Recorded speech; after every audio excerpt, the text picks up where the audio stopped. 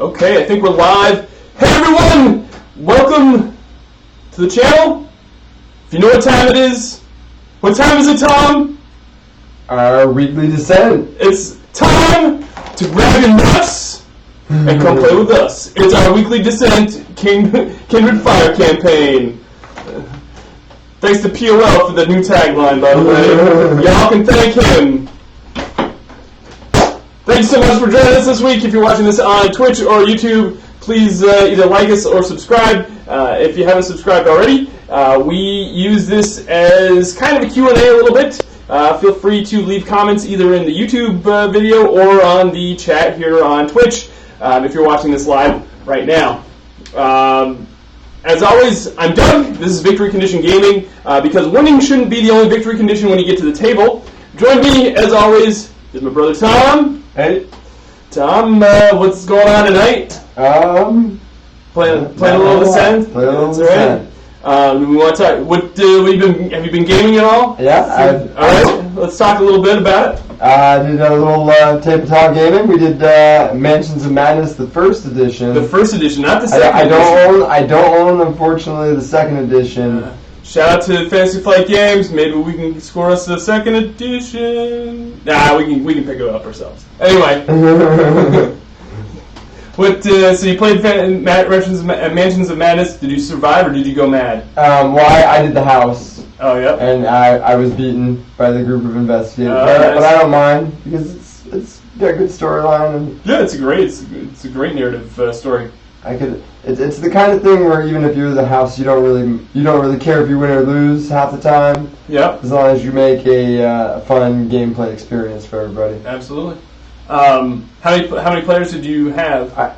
3 of myself. Wow, that's a good turnout. Yeah. Very cool. That almost. Now, were there any new gamers, or were they people that have gamed before?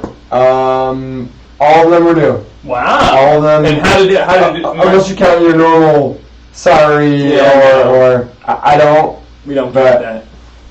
How did it go over? Did they enjoy their time? Did they have any criticisms? They were very interested. Some of them had difficulty with decision making because usually when you're doing regular, it's you all move all one direction and you're lucky you landed on that space. Right. Whereas tabletop gaming tends to have more choices.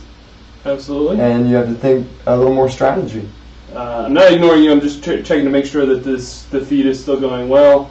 Let's just make sure that we're all good to go. It looks like we're live. So just keep it a little. Yeah, we just played one storyline. It took about a little over 2 hours. Okay. But it was good. It was good? Yeah. Excellent. That's the only gaming you did?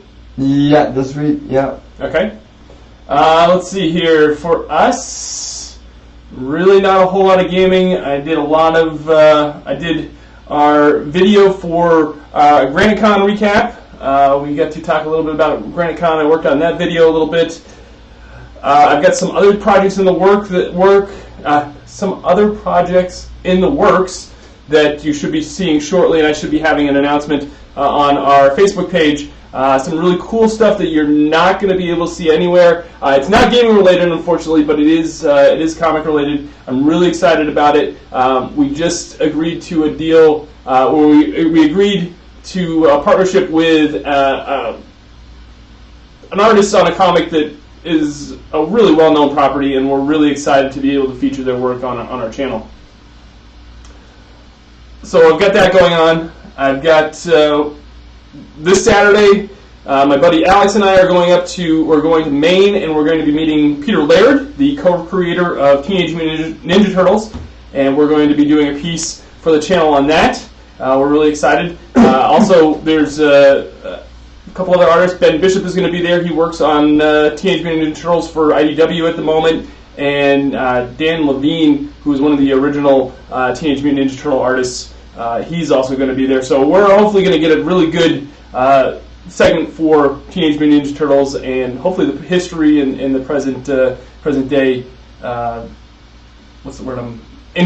Iterations of Teenage Mutant Ninja Turtles. very, very excited about that. We've got that going on.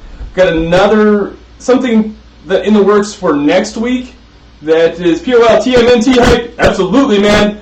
We're really excited about it. I got another session that's going on hopefully next week. There's a Kickstarter that starts on Monday. If you get a chance to check it out, it's for a series of books. It's an RPG based on a series of books. It's called the Powder Mage Trilogy. It's 3 books. It's a really, really great series of books. They sent me the press release yesterday, and I sent a shout out on our Facebook page, and then I kind of did some research on the books and everything because my friend Alan Bars designed the RPG, and so he kind of sent it my way and said, hey, this might be something you're very interested in. And I've been listening to the audiobook of the book 1, and I'm loving it. It's great. I think I listened to it for like 5 hours today at work, and if you are like into like Game of Thrones, if you like Dune, like it's kind of that kind of mashed together in like this weird like revolution era book. It's great. It's I don't want to give too much away, but it's really, really cool. Like gunpowder is like magic almost. Like people have like this weird, like there's certain people that have powers based on gunpowder. So like if they snort it or like ingest it, they get like these weird powers. Like they can see the future, or really, really cool. Or like they can snipe and like shoot things from like miles away. Yeah. Really, really awesome book. You should series of books. It's made by Brian McClellan. Awesome. I'm really excited. I'm going to be reading that for a while, and so that's. I'm hoping that I can feature him on the channel. We're trying to make it work. Alan and I are we kind of sent him an email, so you might see something in the works for that in the next week or so. Then, not this weekend, but next weekend we'll be at Saratoga Comic-Con on Sunday. We've already been. A couple people have tweeted at us and asked if we were going. We are going. We're going to only be on Sunday though, but we're really excited to see Jim Lawson, who also worked on Teenage Mutant Ninja Turtles. He was one of the original 5 people that worked on TMNT.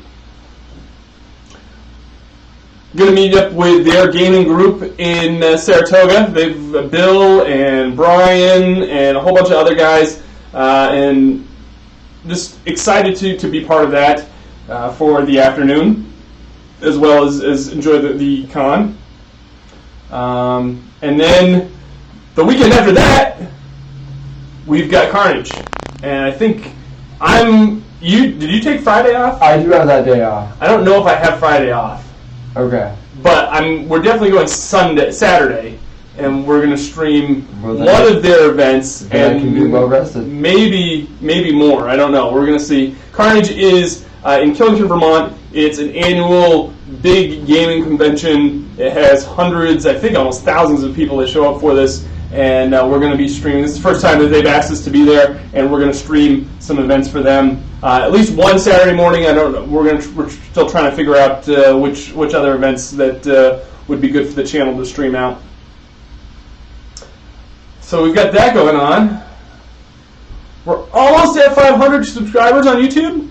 Very excited about that. Once that happens, I've got something really special that I'm going to upload to the channel, just as my way of saying thank you to everybody for being a part of the channel and really kind of helping us become something that I wasn't really sure what was going to happen. And I really appreciate everybody that's kind of rallied around us, and especially the faithful that come on and view our content and chat with us, like POL, you're the man. You're hilarious, and I sincerely mean that, and I hope we can get you on the channel at some point, because you definitely make us laugh every single time we come on. Definitely.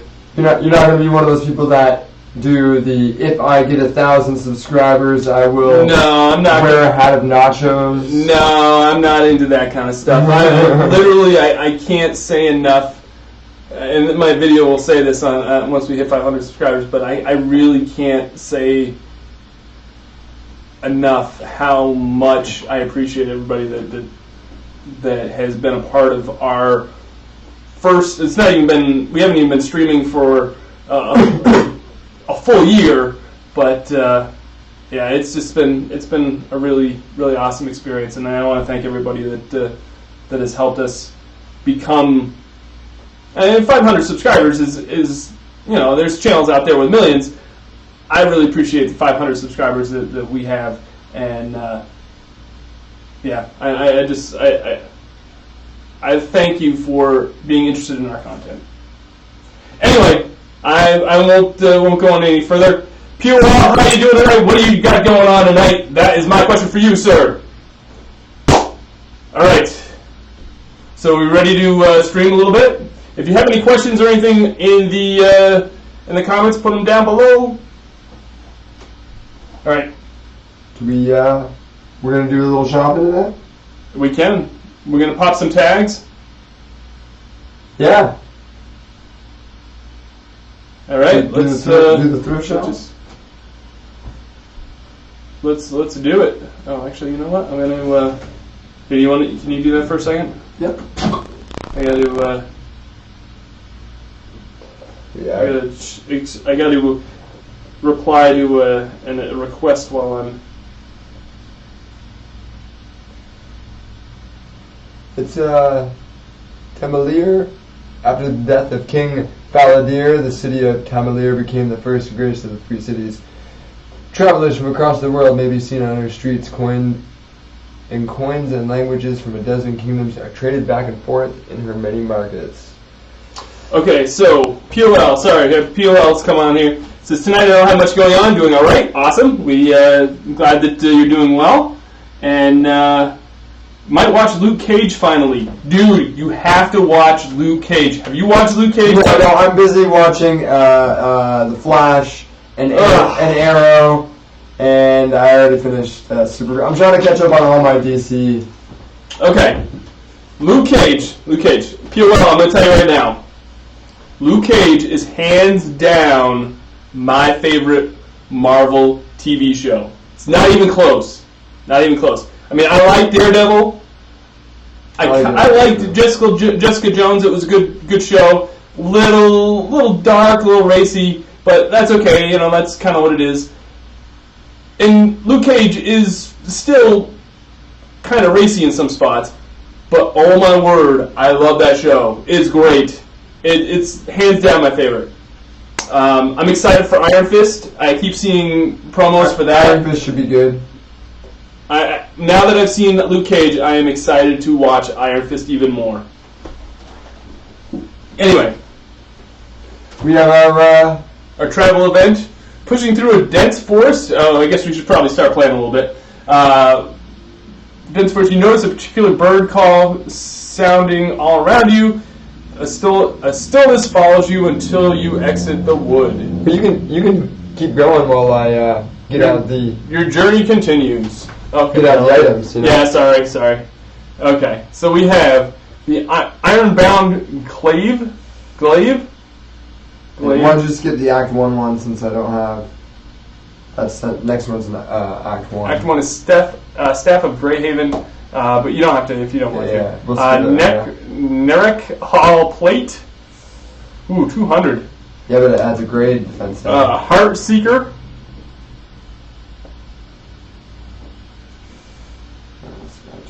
Who else is excited for Iron Fist 2? Yes. Okay.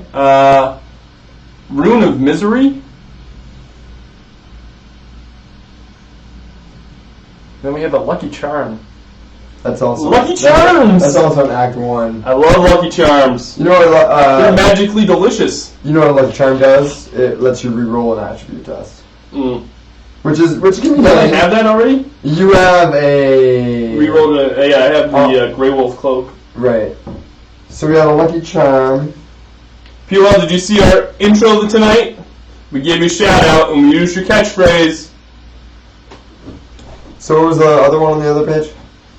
It was a Staff of Greyhaven.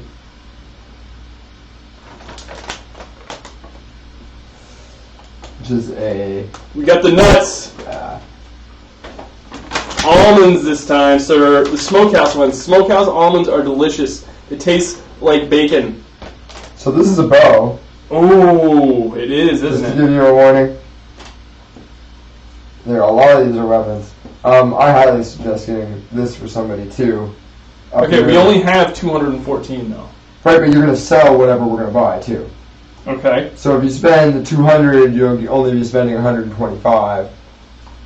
You do not need line of sight to perform an attack with this weapon. Which means you can shoot through characters. Around objects. Yeah. And it's 3 die. Oh, well this is 3 200, die and this is 200. You want to trade straight up? Okay. But also double surge plus 4. Okay, this is a surge plus 2. And surge plus 2 range. And it has an auto of Pierce 1. So you lose Pierce 1 and gain the ability to have line of sight for everybody. And instead of your 2 surges, you would have double surge 4. Oh, PRL says he missed our intro.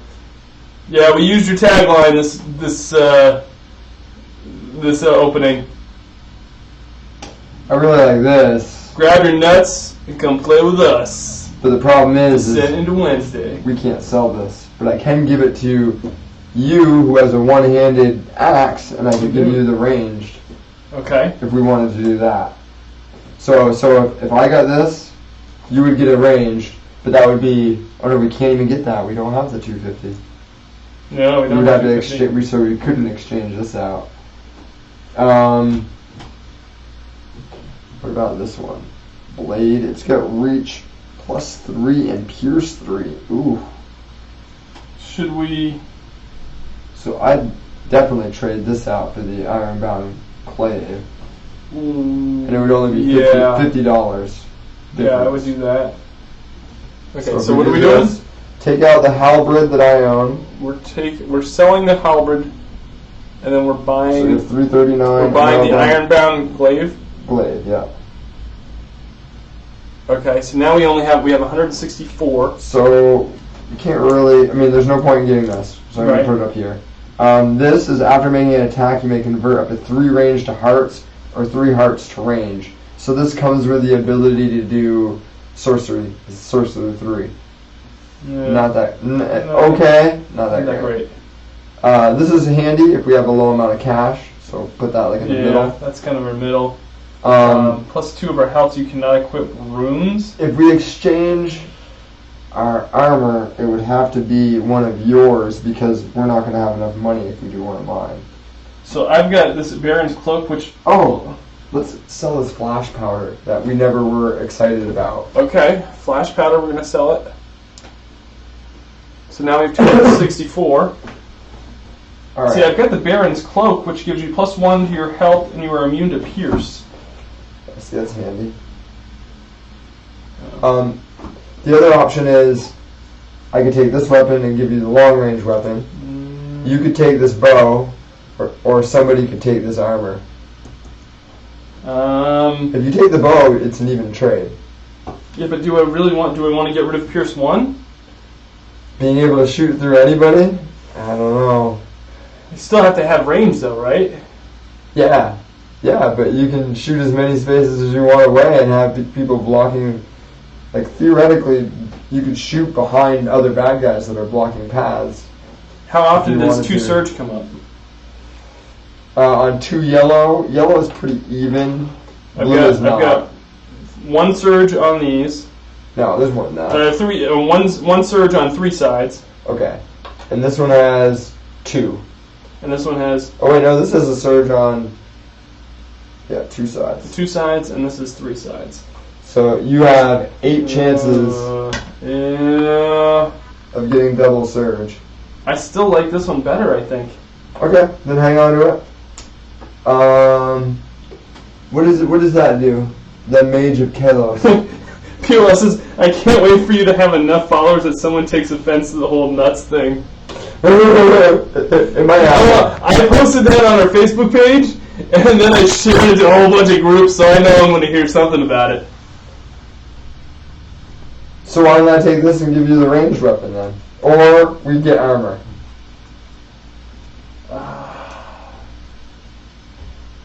But this person only has Is a this blue. an Act 2?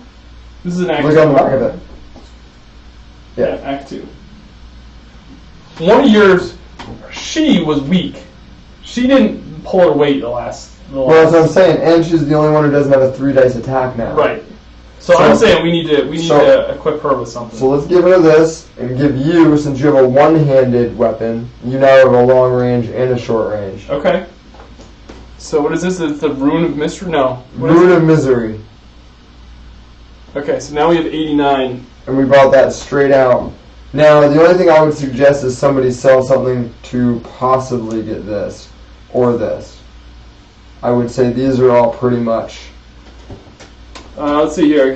Because it might come up, you can't shoot through where there is no board, so you need to count the spaces the long way around if you're trying to shoot someone that is like 2 centimeters away, but in a different room with a gap between the rooms. Oh, so yeah, that would make sense. Right. So, we're not really, unless we trade in something heavy, unless we trade in your white wolf cloak or your baron's cloak, we can't get this. Well, all I do is with this one is I just exhaust. This Yeah, it's adds going to plus upgrade. 2 health. And it's going to upgrade mine to a gray die instead of a brown die, Right. right? Yeah, that might be handy. So this person has a rune, so this person automatically can't get this armor. Okay, so why don't we do one or the other? That one, you would be exchanging your reroll attribute, which is this. Right. For plus 2 health. Plus, I think will come in handier. More Okay. handy, right? I Yeah. think it will. On a regular basis, sure. Yeah. So what is that? That's the White Wolf White wolf cloak? cloak. And we're gonna get the Necrohall plate. Narek Hall plate. And I'm gonna buy this. So we'll put that out here. And that's an Act 1. Yeah, that's makes more sense. Well, there's a lot of Act 1s over here. This is Yeah, an I Act know. 1. That's an Act 1. That's an Act 1. 2. That's a 1. So we've gotten rid of and that's a 1, really. So this is the only Act 2 item Is there left to pick from. does everybody have an Act 2 weapon at this Yes. point? Okay. Yes. So the question is, now we need to work on armor. Does anybody want to sell their accessory? Everybody's got 1 to reroll an attribute test. I could sell this belt of water walking, but it's not going to bring me up. It's not going to bring us enough to buy the Lucky Charm. The Lucky Charms! They're magically delicious. So I have Surge, double Surge as plus 4 hearts, and I already have this rune that allows me to. So I have 2 runes. Nice. Allows me to automatically get a Surge. So I Yeah. definitely don't want to get rid of that. Yeah. I would only say exchange that with a belt of water walking if you wanted to. But I can't because it doesn't give us enough gold. You sell the belt of water It's walking. only 50 gold. So you'd have. Oh, it's 89. You're right. Yeah. You can't. So this is where we're at. Hashtag math. Hashtag man. Alright, so Okay. this is now where we're at. So who did we get for what? You got armor for. I got armor and I got this shards of That was we already own that though. Yep. I gave that to you. And then you got. I got Rune of Misery. I got 2 weapons. Okay. You got So Rune of we're good. Misery and Iron Belt. Pretty much everybody got something. Right. Everybody got a weapon Yeah. for sure. Yeah. And you got armor instead. It's all good. Rolling 2 gray die. and help out your character a lot. So now we just go back to here. Leave. Leave. So now we would start this major quest here. Oh, this is the finale. This will be our last match. This is our last, like, This the is our whole last. campaign? Yeah, that's what it says. For the whole campaign. This is the finale. Okay, POL. This outcome of this quest determines the outcome of your campaign. POL. I'm getting kind of sentimental, man. This is the end of our descent into Wednesday. We're gonna have to figure out something else to stream coming up. That's okay. I got ideas. I got lots of ideas. Lots of ideas. I'm glad we beefed out all those weapons now. Yeah, I am for the too. finale. I'm glad we waited and bumped up our morale too. Right, and Act 2 was shorter than Act 1. Act 1 we had 8 missions. This Wow. one we're gonna have 4, 5. This will be 5. Is it 5? Yeah, Yeah. I think it is 5. Okay, this is Hestian's Host. Hestian's fortress is reported to be a little more than a mile within the hedge. Is that hedge? Yeah, it's hedge. Though the thick forest will make your journey difficult, it may also provide the cover you need to approach unseen, slipping behind the primary defenses of Hestion's host. This is the finale. Where's my soundboard?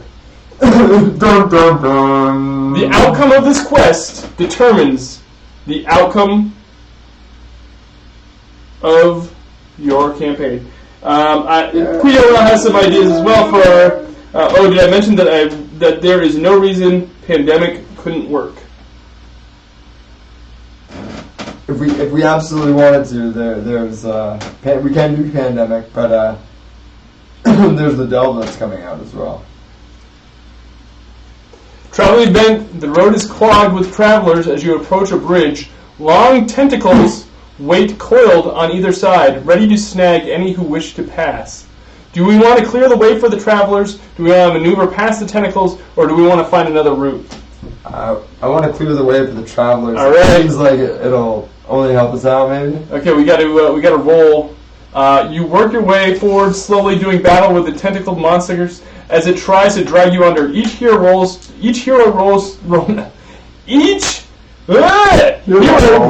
2 red power dice and suffers hearts equal the hearts rolled. You and your big ideas. Well, I'm hoping it'll help us out. We'll just start with myself. Who are you rolling for? I'm going to roll for Greycur. There you go. 5. Don't roll Good on thing I that. got +2 health. I'm going to roll for Isfer. 4. But I lose 2 at the beginning of my turn. Yeah, that's true. I'm going to roll for Sindrel. 4. Man, we can't catch a break. Shalara. 4. Ridiculous. We haven't even gotten that one out pieces yet. A great cheer rises from both sides of the bridge as the last limb slithers back into the waters. Fame increases by 2. Oh, that means next time we'll be able to buy more stuff because our fame's going up. But this is the last scenario, Tom. Yeah, I don't know why I was telling you. So we're legendary. No, actually, I think we're like 1. Tom is getting you killed. Tom is the real villain. Shh. Oh, I've been saying that since we've been little. Overnight, sightings of Alric begin to pour in, but their details are strange. In one, he moves like the wind. In another, he is 10 feet tall. While you would normally pass this off as a fearful wonder by the storytellers, there are also strange details. 2 of him at once, and a few claiming he was female. Well, that just might be what's his face? Oh, the sister. Bruce Jenner. In truth, only 2 details remain consistent across all the tales: the golden suit, the creature's boar, and the pair of burning eyes above their helms. The time has come to end this. You hurry through the dark wood surrounding Hestion's fortress until you spot the ancient castle in the distance. Comment. Set aside tiles 1, 2, 3, 4, 5. Alright, well, let's start with 1, 2, 3, 4. Done. 5. What's after 5? 7, 8. 7, 8. 16. That's what you do. 16. 22.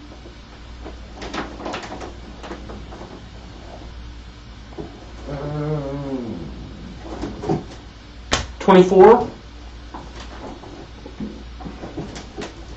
27 and 28.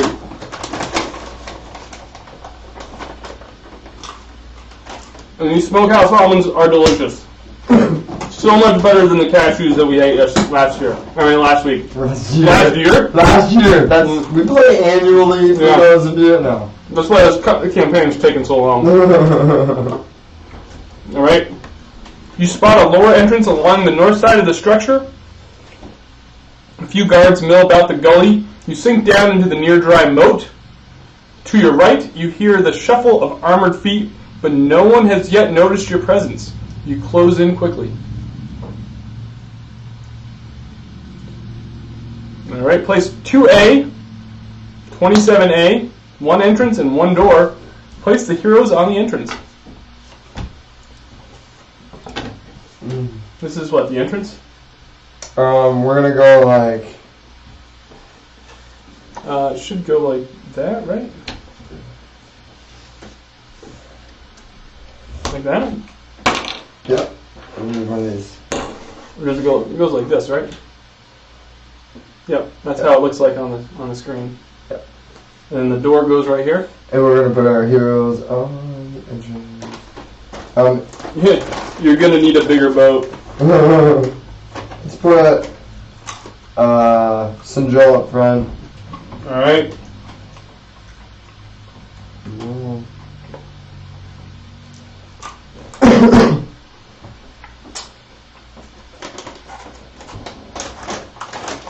Who do we got? The ogre group.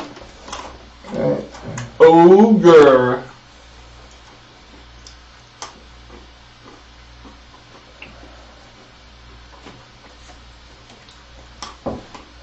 Nine and 12. Ugh.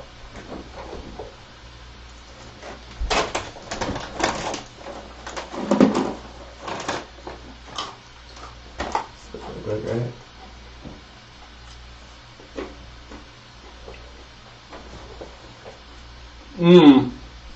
This is a great quality stream because people are watching me just eat almonds. No. Tom's just digging out his ogres. You find your ogres yet? 1, 2. I found. Is there only 2? Yeah, I'm pretty sure there's only 2. Yeah, 2 because they're big guys. Okay. This one goes right. This one goes right here. Yeah. And then let's put the other one right here. All right. Flush Place powder. the plague worm group on 2A. I don't like how this is going already, Tom. Yeah. It all says, and this is the easy part of the mission. Yeah, we haven't played against plague worms or. No, it's great that we're getting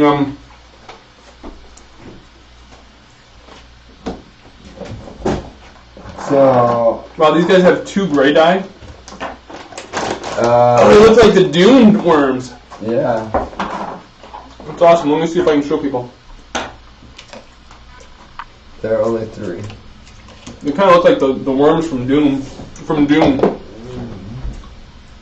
Wait. Oh, yep. Goes right here. Yep. Right here. Sure. Right here. Yeah. They're really slow. They only move 2. Place the elementals right next to your party and let them beat on you. The fortress. Oh man. Alright, so we're going to read real quick.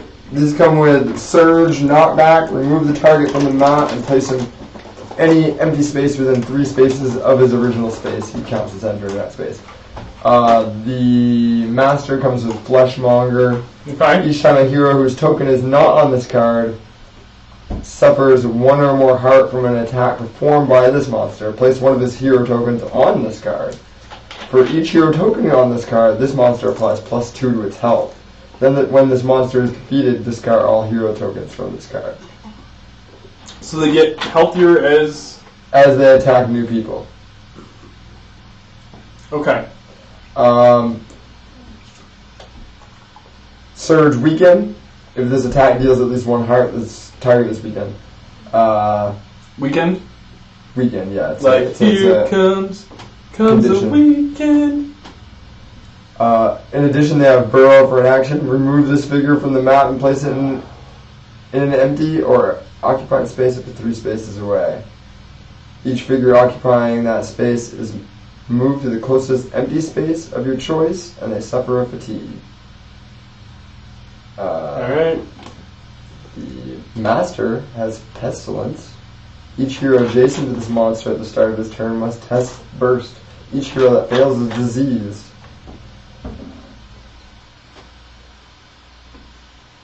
And the plague worms roll 3 die, even for their weak version. Okay. So let's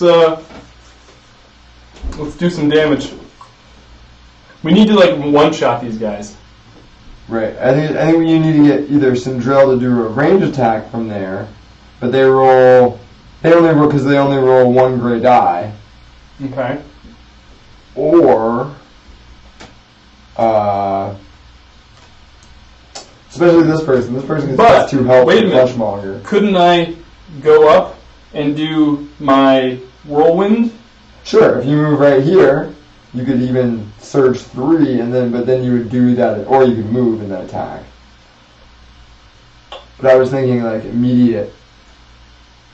You could do a whirlwind attack, and it's going to be your own. Or you could do charge, and then have your second action be your whirlwind. My whirlwind. Yep. Okay, that's what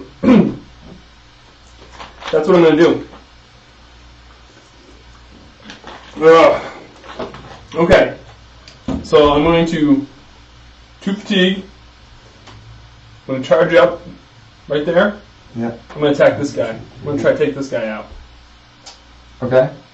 And I am going to each monster adjacent to you suffers a heart If you use that. if I use that surge. So right now I'm going to use 3.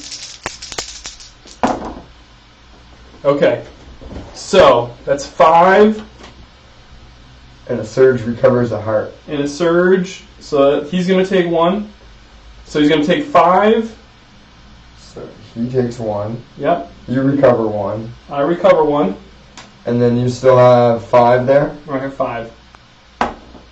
So he 2. does 2 damage To the minion. Okay.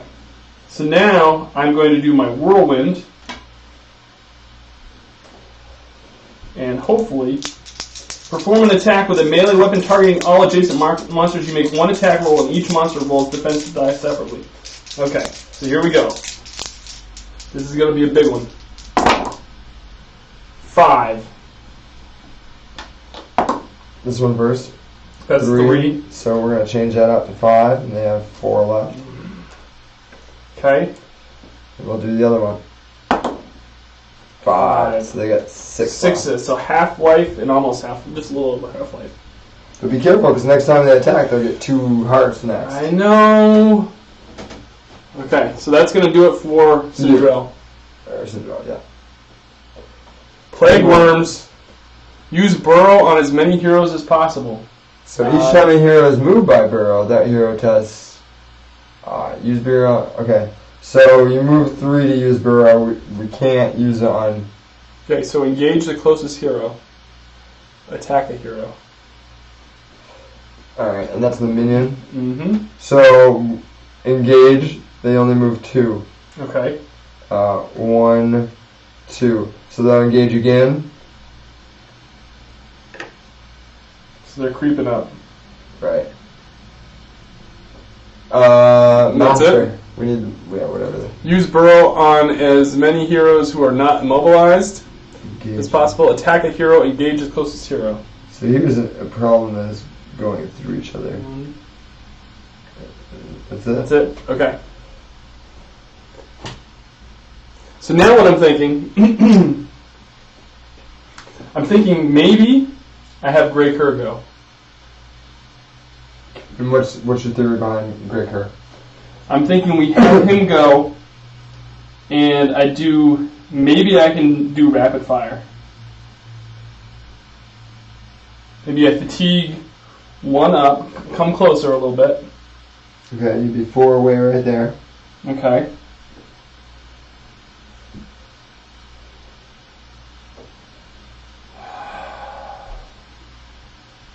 I could spot one of these guys. I could target this guy. Okay. Shoot him, and then do rapid fire and hopefully take him out. Because I only need to do 4 damage on this guy. Okay, but you're not going to be able to shoot through him down. Oh, yeah.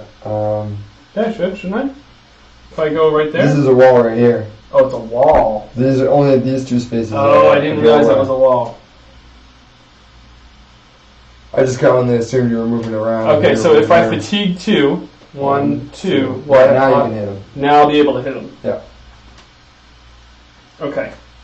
So I'm going to do 1 to target him. Okay. And now I'm going to shoot him with my bow.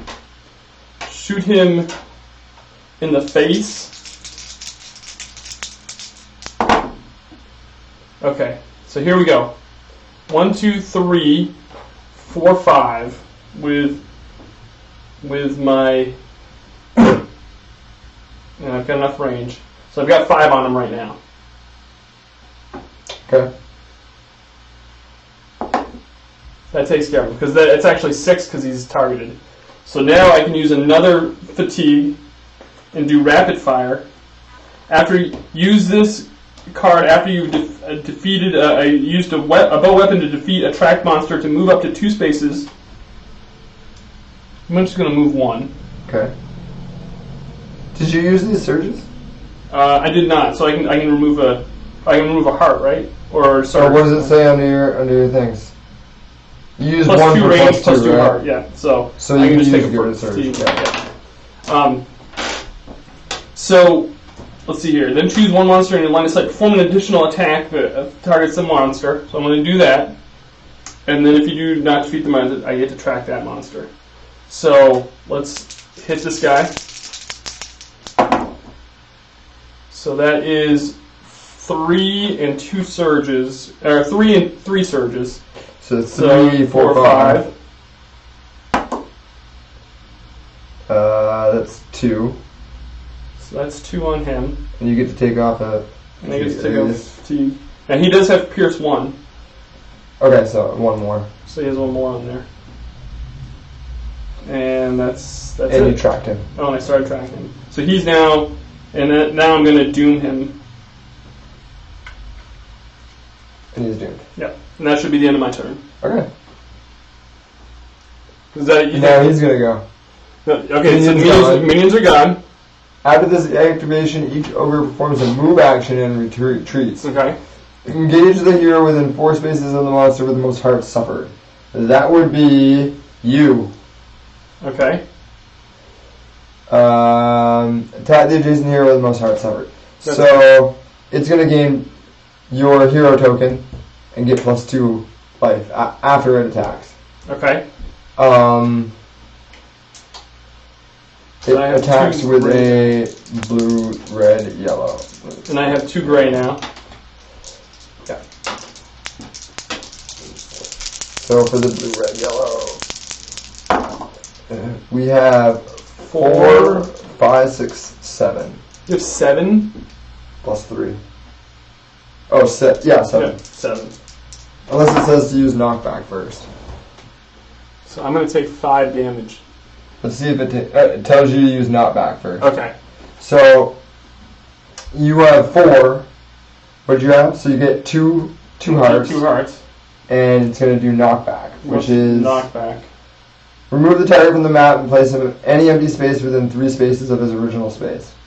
Okay. So where should I put him back? 1, 2, 3. Back to like the starting area. Yep. Sure. Okay. That just makes sense that he like knocked me backwards instead of knocking me somewhere else. And he hit you, flung you across the room there. I don't suffer any damage for that, huh? No, well, you suffered damage and then got knocked back. Right. So. Okay, so then that's it, and then he attacks. Oh, he performs a move action and retreats. So he moves 3. 1, 2, and we're gonna say that's as far as he can go. Okay. Because anything more would be in the water. All right, so now it's your turn. Oh boy. I'm not really a fan of these worms, and Sindrill's already right there. POL says, when the larger units move through each other, you treat them as if the monster only takes up 1 space. Could the red dune worm be argued to be in front of the white northernmost dune worm? I don't remember how orientation works, but if you reorientate things to make them fit, he could have moved 2 through and then ended up with... Yeah, he could have been right here. This red. Okay, you want to move him there? Yeah. Let's move him there. Because, we need to play it legitly. That only really helps me out in the long run, but that's fine too. Yep. I think I'm gonna have my Bright Blaze, since I have a new magic weapon. Okay. We're gonna have the Bright Blaze move 1, 2, 3. Okay. And we are going to attack with a blue, green, and a red. Okay. And you have to defend with a gray. Remember, he's doomed. Yeah. So 3 and surge, which I'll add for +1. So it's 5. So it's 4, 5 total. So he's definitely gone. Because he already has 9. He only needs 3. I thought he had 12. Oh, he actually had 14. 14. But he still had enough life to kill him. Okay. All right. So there's Bright Blaze. We'll move him there too. Okay. Just these pipe worms. Oh, now let me defeat them.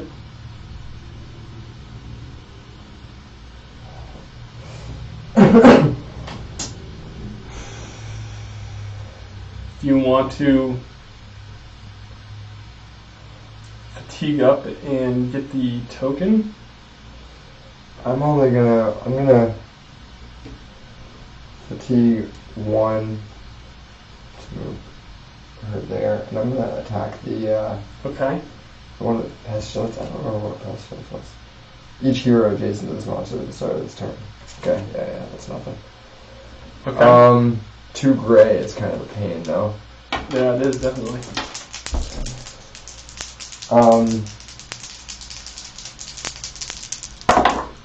Oh, that's a good roll. So they have 6 and a surge. 9. So that's 4. And I'm going to use this for a total of... No, maybe I don't want to do that. Use my surge to make it 5. Yeah, bring him down to half life. Let's use this and have it be an extra 4. So I would have... This is technically going with that. So I have 8 out of 9. Nice. With my first attack. Okay. Let's do it again. Should I do it again? Should I do somebody else? Let's see here. Well, no, because it moved. It would also be able to have attacked. The whole board state would be entirely different. So POL's calling us out on not having that guy attack. Well, the plague worm only moves 2. You mean this guy not being attacked? Yeah, not attacking. He was back here. He would have to, even if he moved, he would go 1, 2, 1, 2, and be there, because that would be double moving. Oh, okay. I think anyway. Maybe I'm wrong, but we don't have. Well, let's see that on the replay. Let's go to the tape. I'm trying to decide if I want to attack him. Yeah, I might as well. Yeah, I'm saying you take him out because he's gonna. If he survives, he's gonna. That's cocked. You want to roll it? So that's 5 and a surge. 5 and a surge. Roll the 3, so that does 2. So I'm going to use my surge to get rid of this. And that's gone. And that would be my turn. Okay. Now it's his first turn. Isver gets back 2. I only have a short range weapon.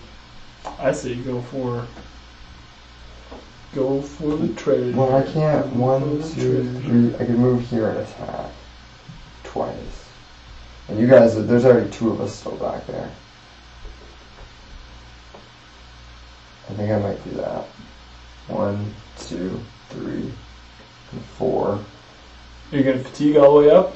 No, that's my move action. Oh, that's your move action. Okay. I'm going to fatigue to do my free attack though. Okay. And gain an elixir token if I If it hits. If it hits. Okay. Blue. Surprised you didn't red, give us a vanilla elixir token. Yellow. No, not yet. No one needs any. Yeah. I guess so. You'll be fine. You'll be fine. I got what? 2 gray? 2 gray. Earl gray. 2, 3, 4, 5 and a surge? Yeah, so theoretically it's... 5 and 2 surges? Yeah. 2. So 3, 6, and Pierce 3. So I have Pierce 3 for a surge, so that's gone.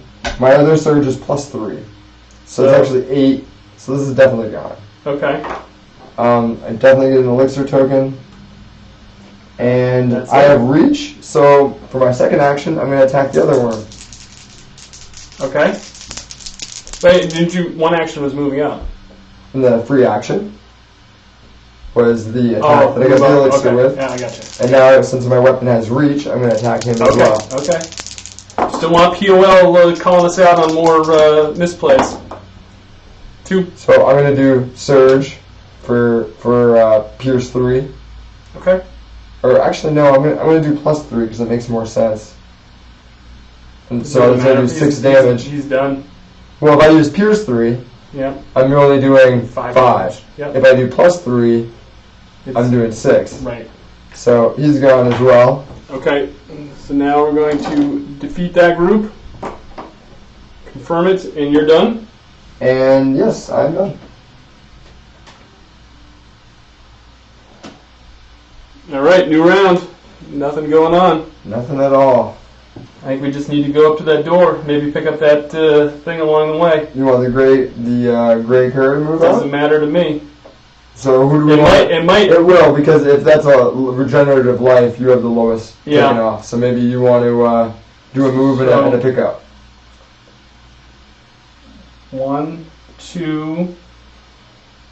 2, and then you want to pick this up. Yep. Discard this token and search. No gold. Huh? Oh, well, there's nothing. Health potion. There's nothing. What's gold going to do you? What? And you can move 2 more spaces. Okay. So let's go 1, 2, right there. All right. So pretty much we're running for the door. We are. What would you like to do? I'm going to 1, 2, 3. Give my motion to her. Okay. 1, 2, 3. 1, 2, 3, 4. And that'll be the. Oh, I'll have her roll to get rid of some hearts there. So she just picked that up. 1. Okay, that's going to be Shalara's turn. Yeah. Oh, I didn't hit that. All right, so you want me to just move some draw up? Sure. You can go 8. Well, these are double, and you definitely aren't gonna. No, I got the what? I got the. Oh yeah, that's right. That's right. Sorry. That was 4. You want to fatigue one and open the door, or do you just want to stay at the door and call it game? Probably stay at the door. Can I fatigue and then rest? Yeah. Fatigue 1 to get to the door and then rest. Sure.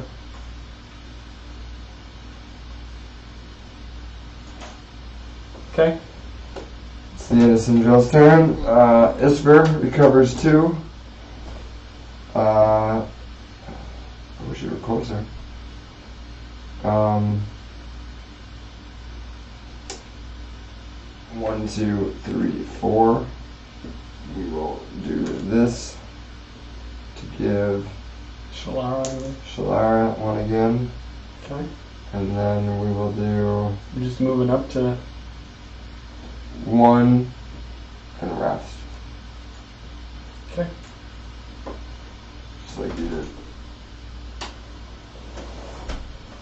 Okay, new round.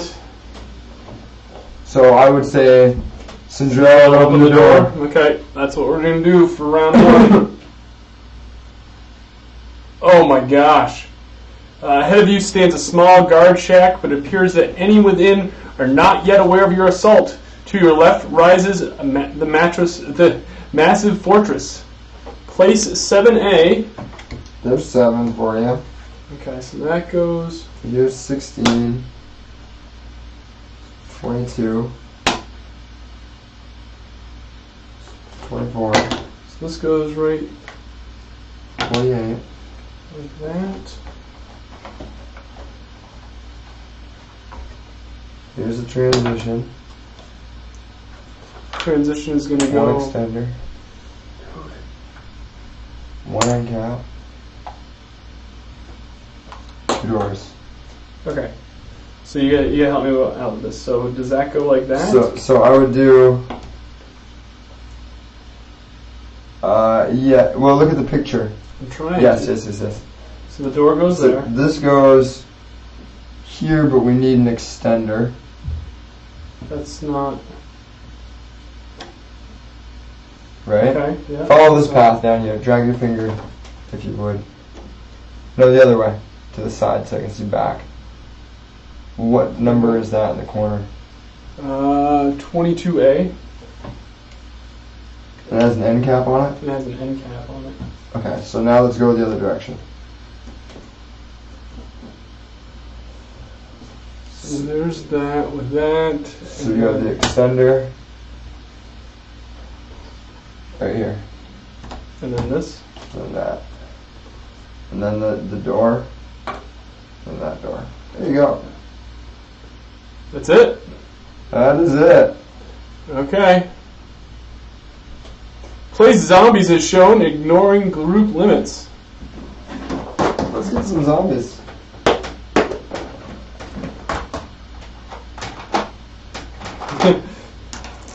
POL's calling me out on my misspeak. He says, to your left arises the mattress. The mattress. The spooky ghost bed. Yes. It's quite... Don't fall asleep in the mattress. So then... Go there. Yep. And we go there. They can only move once. They have shambling. We go there. And there. Alright, let's see our search tokens. There are more bad guys. More search tokens. So it goes here. Goes right there. This one goes right. Oh, that's nice. And that would be it on that. Setup complete. Enter the fortress. Which way do we enter? Okay, this is the guard shack, right? Then this is the fortress right here? Maybe. I think that's what they said. So, here's the question. I'm assuming that these are just going to kind of keep respawning. Probably. Because... With a long hallway. Yes. Okay. Plus they move really slow. Right. Do we want to go to the guardhouse, I guess is the question. Which do you think is... Do you think going to the guardhouse is going to be important? It might give you something that helps you get through the... It might. POL, what do you think? You think we should go to the guardhouse, or you think we should just go... It says we should just go to the fortress, the mattress. Enter the mattress. Right. But... Is there going to be necessary items when you get in there? There probably is. There's probably something in there that we need. Well, for another thing I want to know, you could just fatigue and then open the search.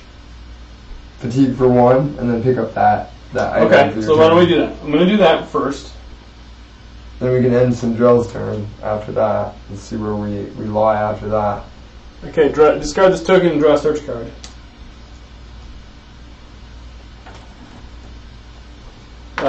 Warding Talisman. Flip this card over after rolling defense die to add 2 to your results. So is this that's just a one-time use thing? Yes.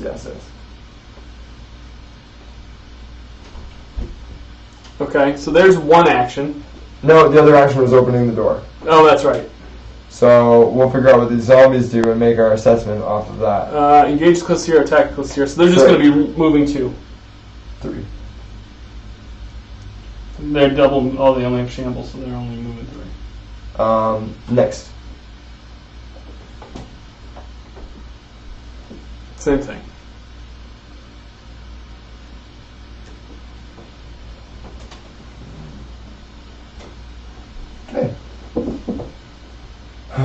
question is what to do now. We can have Isfer will reach the door if he moves, fatigues once, and opens it. But I think we might be doing a little preliminary. You know what I mean? Because if I can barely get there, I can't do anything in the room, and no one else can make it. Right. We're kind of far back. Why don't we have the Grey Cur catch up first? Okay. So he gets to go 8. Nope. Nope. 1, 2, 3, 4. 1, 2, 3, 4. That's going to do it for me. Okay. What about Shalara? Is the door locked? It's not. It's not locked. They're both just regular doors. Let's do Shalara. Recover some health. Ugh. It's always one. She only moves 6. Do you think while you move over, can you give me a bottle? Or this isn't give us one? That person. I know, but I'm just saying when Isfer moves. Or was it right here? Yes. No. That's here, right? Okay. Yeah, maybe. And then 1, 2, 3. Okay. Wait, I got 5 on here. 1, 2, 3, 4. 1, 2, 3, 4. Let's fight a zombie. Okay, let's do it. Zombies have a brown. That's pretty lame. Blue, red, green. They only have 9 health. Only. That's the master, too. I know. That's what I'm saying. Only. So 4, 5. So 4. My surge I'm going to use for +1. So, which is that. So I get 5. 5 on them. And we'll move 1 back. Okay. And that'll be my turn.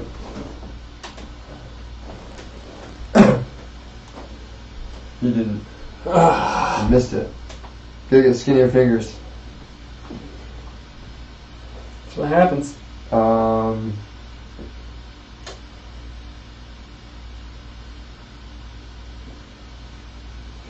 Right now we'll do 1, 2, 3. I will take one of these to give the Grey Cur a bottle. Boom. I'll show you how to roll health potions, dude. Is that it? I can still move 1 more. And have a whole other action, really.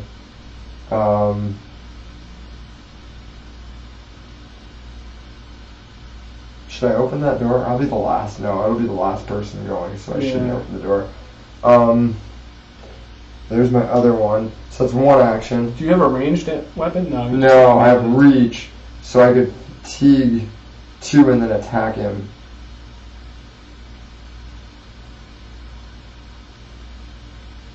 But then they're going to be right in your face.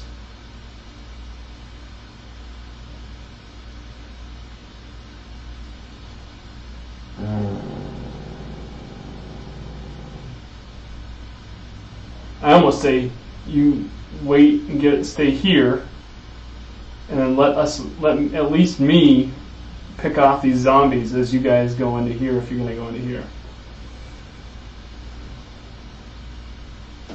That's hard, but I'm not sure what I want to do for this other action, though.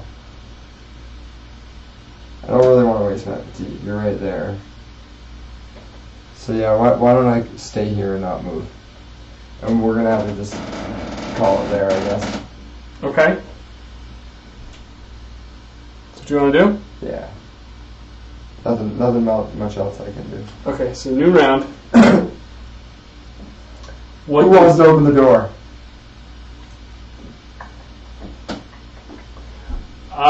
I say Cinderella does. Because she has a ranged weapon. She can always, if she's not next to somebody, she can always shoot them. I can fatigue 1, 2. I can go 3 and then unlock the door and then go 1 more if I need to. That's going to both. You don't need to do 1 more because you have a ranged attack.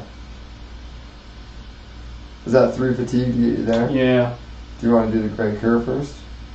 You could roll to get back life, and you'd only have to fatigue 1, and they have a ranged attack as well.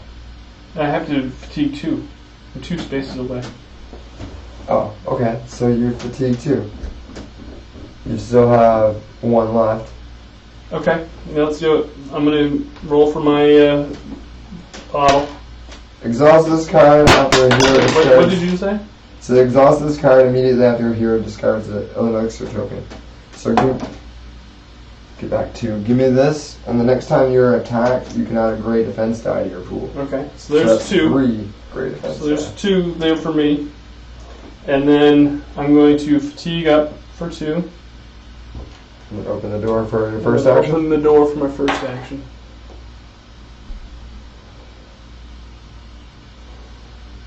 Place an end cap. Place 1 end cap. Continue.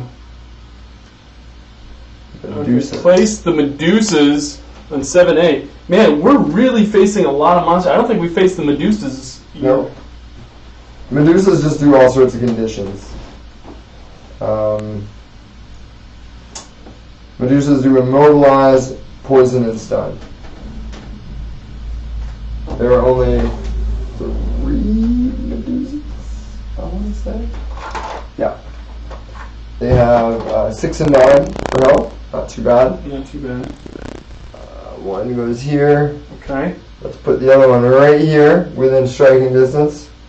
We'll put the other one right here within striking distance.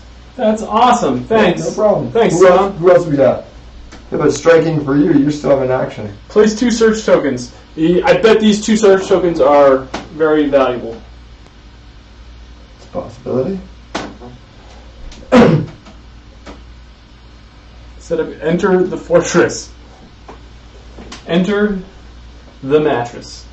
Okay, so now I still have 1 more attack to do. Could do the one where if you defeat somebody and target them, you get an extra attack. They only have 6, but you'd have to wipe them out. Yeah, but no, they have to be targeted first. And I only have 1 fatigue left. Oh, yeah. So I'm going to do that. I'm going to target one of these guys. Your target's on me. I'm going to target this one. Okay. And now I'm going to attack it with my yellow and blue. The yellow, blue. They get a gray and a brown. Ugh. That's pretty low, though. Gray and brown. So 4, 5, and a surge. The surge will be either 2 plus 2. So that's 7. 1, so that's 6. It's gone. You can't do that thing where you... I can't. Can't do Okay. rapid fire, which is horrible. That wasn't too bad, though. Still got rid of a guy on your turn. Yep. The Medusae. Medusa. The minions. Spot the closest hero, attack the closest hero, then retreat. Are you sure?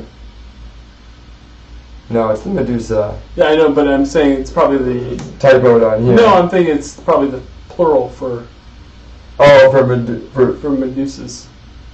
Oh, okay. Yeah. I just assumed they would copy what's on the card. So each attack gains +1 surge. For each surge, a monster does not spend. It gains 1 movement point. Spot the closest hero. They are ranged. So that is me. That's you. Attack the closest hero and then retreat. Yellow, yellow, blue. If within 2 spaces of a hero, which he is, perform a move action and retreat. Yeah, we're going to attack the closest hero. What do I have? I have 3 grays. Yeah, 3 grays if you use this. I'm going to use it. Yeah, absolutely. So we have 5 and a surge and 2 surges. 5 and 2 surges? Yeah. Oh yeah. Because it automatically gets 1. So you got 3. And let's see which conditions you gain. Immobilize and minion does immobilize and poison. So you got 3. And you can't move. And you're poisoned. Here's your poison. Thanks. Here's your can't move. Thanks.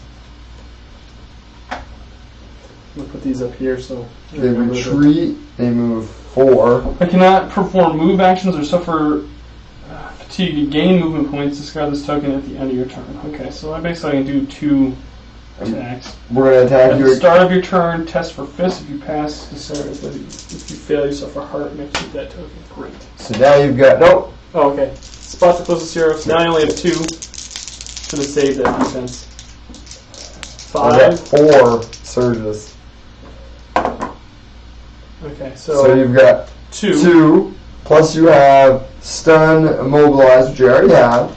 So that's fine. Now you get stun, which means you can only have 1 action.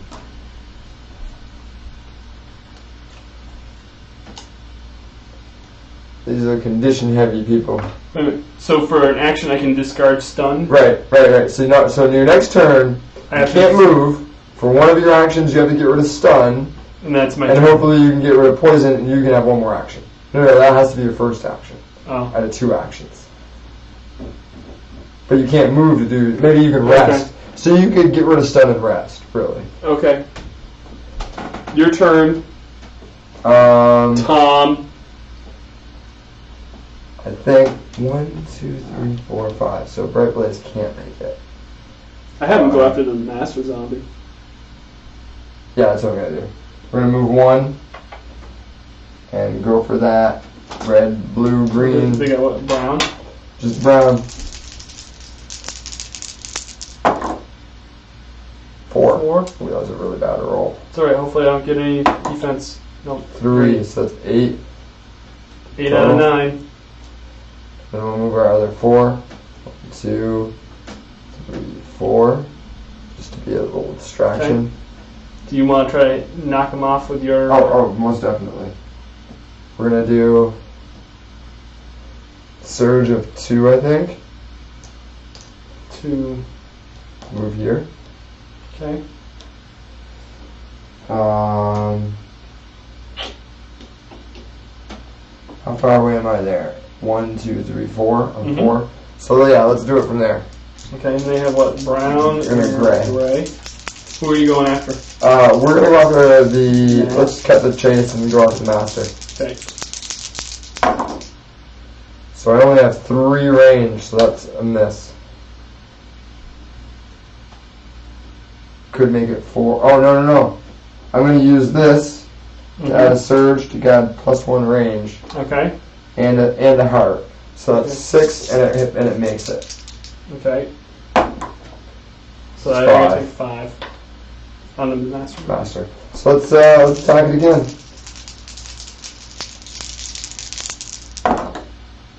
Nice. Okay, got the. Got 3 and 2 surges. Yeah. So 3. that's 3. So my 2 surges are going to be +4, which is going to kill it. Master gone. And my turn done. Zombies. Gauge the closest hero. 1, 2, 3. 1, 2, 3. 1, 2, 3. 1, 2, 3. Master hero. Cage the closest hero. 1, 2, 3. We made it. Okay. So now you get to attack him. Attack him. Yeah. So that's going to be a yellow, blue, red. Yellow, blue, red. And I just roll the green and brown. That misses. Nice. And that would do it then. Good. So, I haven't heard of any zombies trying to respawn. We've already played around, haven't we? And we haven't taken any out though. But it doesn't know that. Oh, that's right. Yeah, no, it doesn't know that. So, can I go with this for next? Yeah, go with this for. Try to take out that master zombie. For 2 surge. Did we do damage to the zombie? Yeah, it's got 8 out of 9. Oh, okay. So for 2, I'm going to do a free attack action and get a tonic. Okay. Give it to one of us. Yeah, but before I do that, I'm going to give another one to her real quick. Okay. So I maxed out again. We're going to do blue, red, yellow. You just need a brown.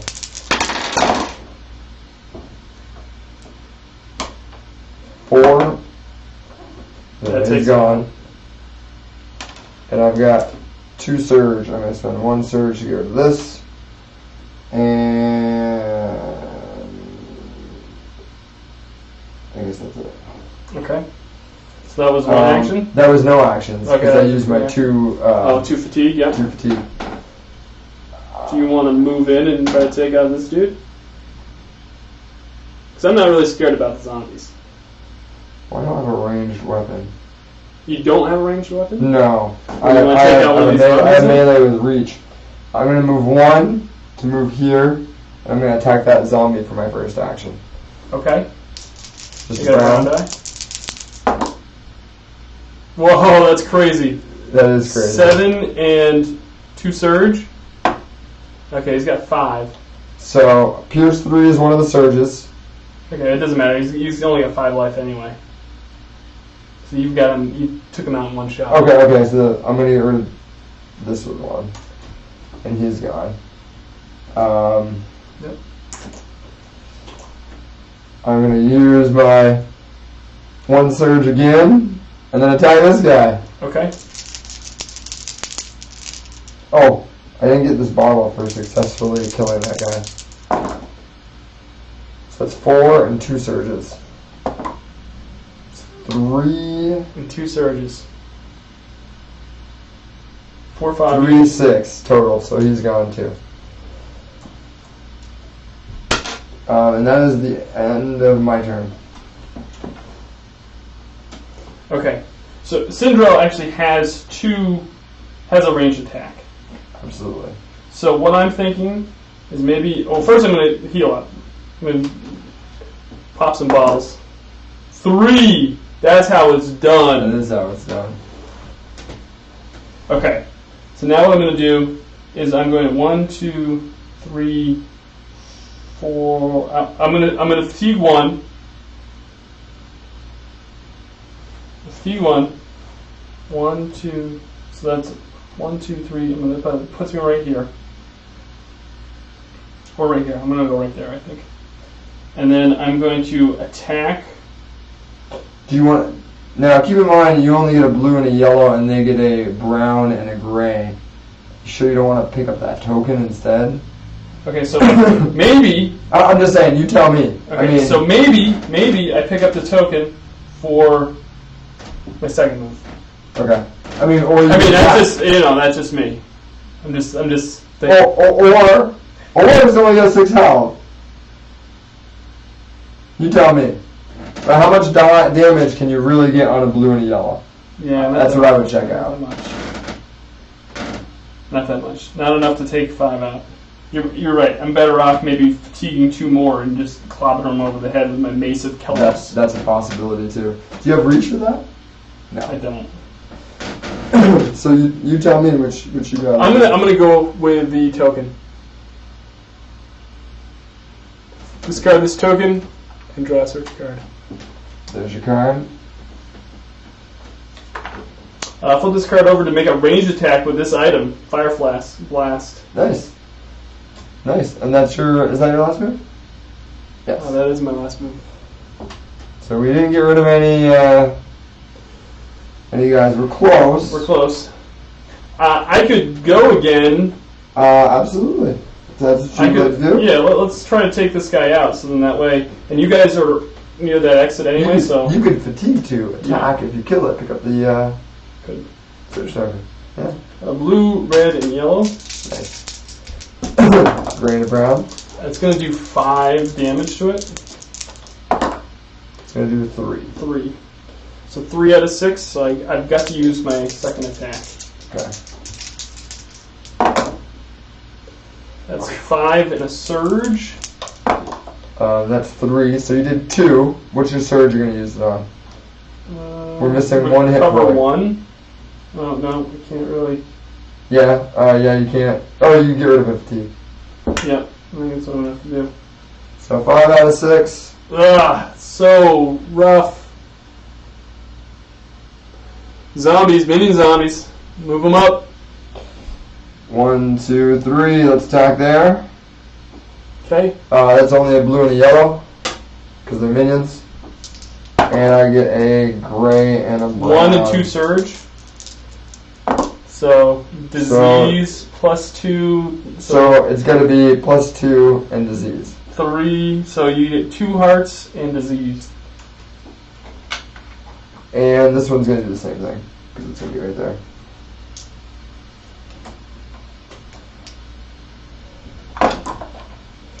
Three.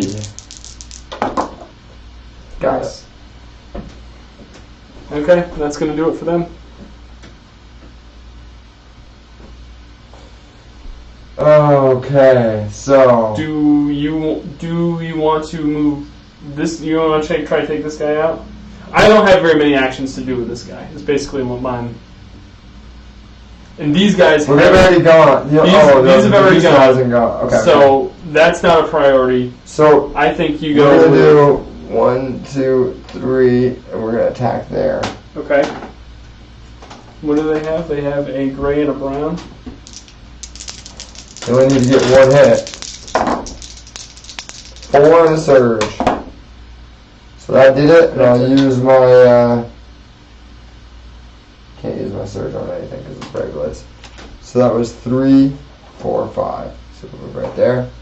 We're gonna move. Oh, can you get rid of the group force? Yep. 3 and search. Discard this token and draw a search card. Recover all my fatigue. Nice. I think I will fatigue 2, and then recover all my fatigue. Okay. Just to get me back on track. So now, yep. Sorry. We can just let the gray cur kind of do his quick thing, hopefully. Yeah, 1 turn is all. Are you gonna rest and get rid of stun? And that'll also get rid of immobilize. Yeah, I'm going to try to get rid of discard this token. You gotta do poison first. So yeah, I got to roll for fist, which is 3. So gray and a black. My first attribute test this game. But I get to re-roll it. Yes. Or no, you don't have to re-roll anymore. You got rid of it. No, I don't have it, but I passed You it. passed anyway, so the poison's gone. Your first action getting rid of stun. Gonna get rid of stun, yep. So that's, you got 1 action left. And I can get the rest Yep. for an action. And then you can get rid of immobilize because that's the end of your turn. Okay. There Pretty goes good all deal my for the attacks. gray cur.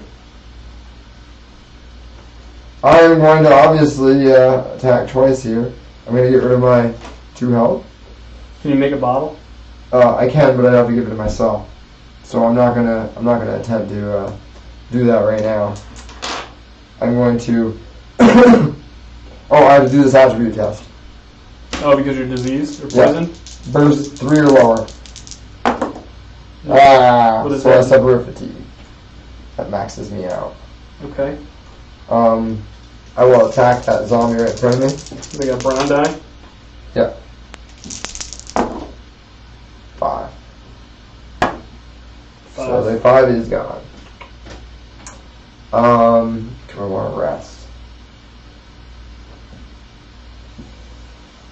I say you just take them out and hopefully you get a surge and you can take one of those fatigues off. That's true. That's true. Alright, let's do it. Oh, we don't need to go over there. Oh, this is blank on me. Oh, that's right. So I got 5 and a surge. So 5 and my surge will get rid of this. Exactly what he said. Called it! Zombies are now gone. And my turn is now done. Okay. So now we're just trying to get to this now door. we get to the door. Unless you want to go get that item. I'm probably with this fur. Okay. Do you want to And when we have me go first? yeah, why don't you go first? We're gonna make a move action. Mm-hmm. Oh, yeah, I got a test for Oh, that's right. 3 or lower. Doesn't count. At least I got the black one. Okay. 3 or lower. So you get rid of that disease? Get rid of disease. I'll move 2. Pick that up. Okay, draw a search card. Ooh, it gets rid of a condition. Okay, so you did 2. 2 more. 2 more. That's it. Okay. That's all your turn? Yeah, that was a move and a pickup. Yep. So now I would probably let the farthest back go first. So this guy's going to go 8. Or you can do 5 and rest. Yep, that's probably what I'm going to do. 1, 2, 3, 4, 5. And then I'm just going to rest. Because 4 plus the fatigue. And the resting. You rested. I would almost use your health potion on Great Curse turn. He's got 10. Most exciting turn ever. Yes. The What did you say? Great Curse should probably use his potion if he's got 10. Well, I have But you only have 14. 16. I have 16 life. Still. So 6 10 hearts. out of 16. 6 hearts will wipe you out. Yeah, or you could just give me a bottle. I'm too far away to give you a bottle. Not yet. Because I've I already could gone. fatigue 2 up here. You can give me a bottle, and then I could go 8.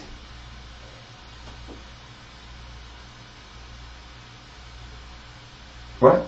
So I could fatigue 2 up here. You could give me a bottle. But I can't. Oh, it's not your turn? Yeah. Oh. My turn's done. I'm giving out bottles is done this round. Dude, you're stingy with the bottle service, man. I'm not anywhere near anybody. I'm ready to get... That's not true. I got one. Actually, if you walk next to me, I can hand you this one. Right, that's what I'm saying.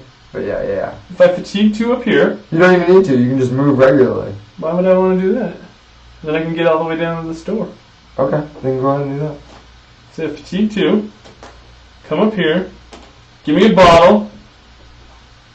I can only do that at the end of my turn, beginning of my turn, or can I do that at Yeah, any but time? you didn't need to fatigue 2. 1, 2, 3, 4, 1, 2, 3. You only needed to fatigue 1. Okay. Can I If do you that? wanna Can I do walk that right here, midsection? Yeah, can I do Yeah, that you mid-turn? can do that right now. Once per turn. It's a good plan with that bottle, though. Hater's gonna hate. Thanks, little brother. So, Breaker is done. We'll send you up with a buddy. 1, 2, 3. POL says, oh, be right back. Oh, no. 1, 2, 3. And Shalara's down.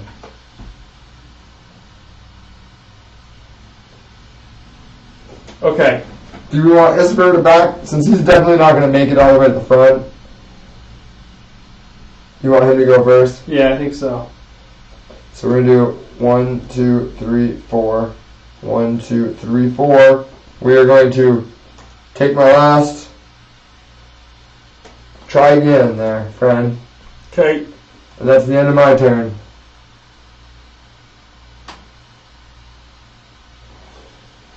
Should I open the door with Grey Cur? Absolutely. Okay. Probably going to have to do a First, little bit I'm of going this. to do a little bit of bottle service. Hey! Good job. Now I'm going to open this door.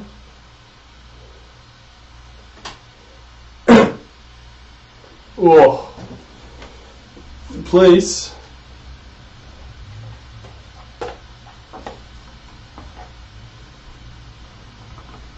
Move all this stuff out of the way. We are going to have to... There. There and there. So And then 2 here's doors. your regular door. You got a locked door? Okay. You got that other door by your hand? Yeah, I got this is a locked one. Oh, and we got another door right there. Yeah. So we gotta see what's in this room. Entering the room, you immediately take a step back. Dozens of golden suits fill this room. Though most are empty, a few are inhabited by strange abominations. Each is clearly distinct from the other, but also a clear variation of 6 of Sir Alric Pharaoh. Those that show signs of life all bear a telling mark. Above the eye slits of their helms, a pair of burning orbs flicker brightly. Place 4 villager tokens as shown. These are mutants. This mutant is missing its right arm, which lies on the ground nearby. The flesh at the flesh at the shoulder has decomposed to the point of being little more than rancid goo. This mutant blocks movement. As an action, a hero adjacent to this movement can test for book. This mutant flails about endlessly, striking out at the wall, her shadow, and even herself. It will be difficult to get close. This mutant blocks movement. As an action, a hero adjacent to this mutant can submit himself to an attack from the mutant. That hero is attacked as if by Sir Alric Pharaoh. If he suffers no heart from the attack, discard this mutant. Long blades are set into both arms of this mutant's armor. Her head is tilted forward slightly, watching you through the small slits in her helm. This mutant blocks movement. As an action, an adjacent hero can test for eye. Suspended in the air above you, one of the mutants struggles against its change. At this distance, with the way it rides, it will be a struggle to land a killing blow. This mutant blocks movement. As an action, a hero can perform a range attack that targets this mutant. If the range results exceed the necessary range by 6 or more, discard this mutant. So I get close to it and attack. So basically I want to be within 1 and then try to just hit it with... So you could fatigue 2 and attack it for your last turn. Okay. But wait, we're not ready yet. No. Place the Carrion Drake group on 1B. I'm not ready yet. So they fly, they do diseased. When a hero adjacent to this monster would discard a poison or disease condition card, they get to keep it instead. Bottle is defective. Further proof, Tom is the bad guy. Saying that for years. Told my parents that so many times growing up.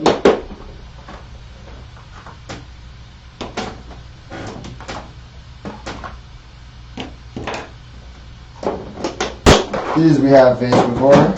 We have, yes. We have? Yeah, I guess we have. Yeah, once. I'm going to put them right there. They're really not super difficult.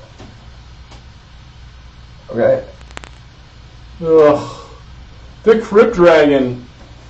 These guys on Act 2 are nasty. They have Horrifying. Each hero adjacent to one or more monsters with Horrifying applies -1 to his burst. They can cause fear. They have Blast. Everybody loves Blast. I'm going to put you on blast. But not when you're against it. So here's one Crypt Dragon. No, stop it. Here's the other Crypt Dragon. No. And Crypt Dragons have 7 and 10 for health.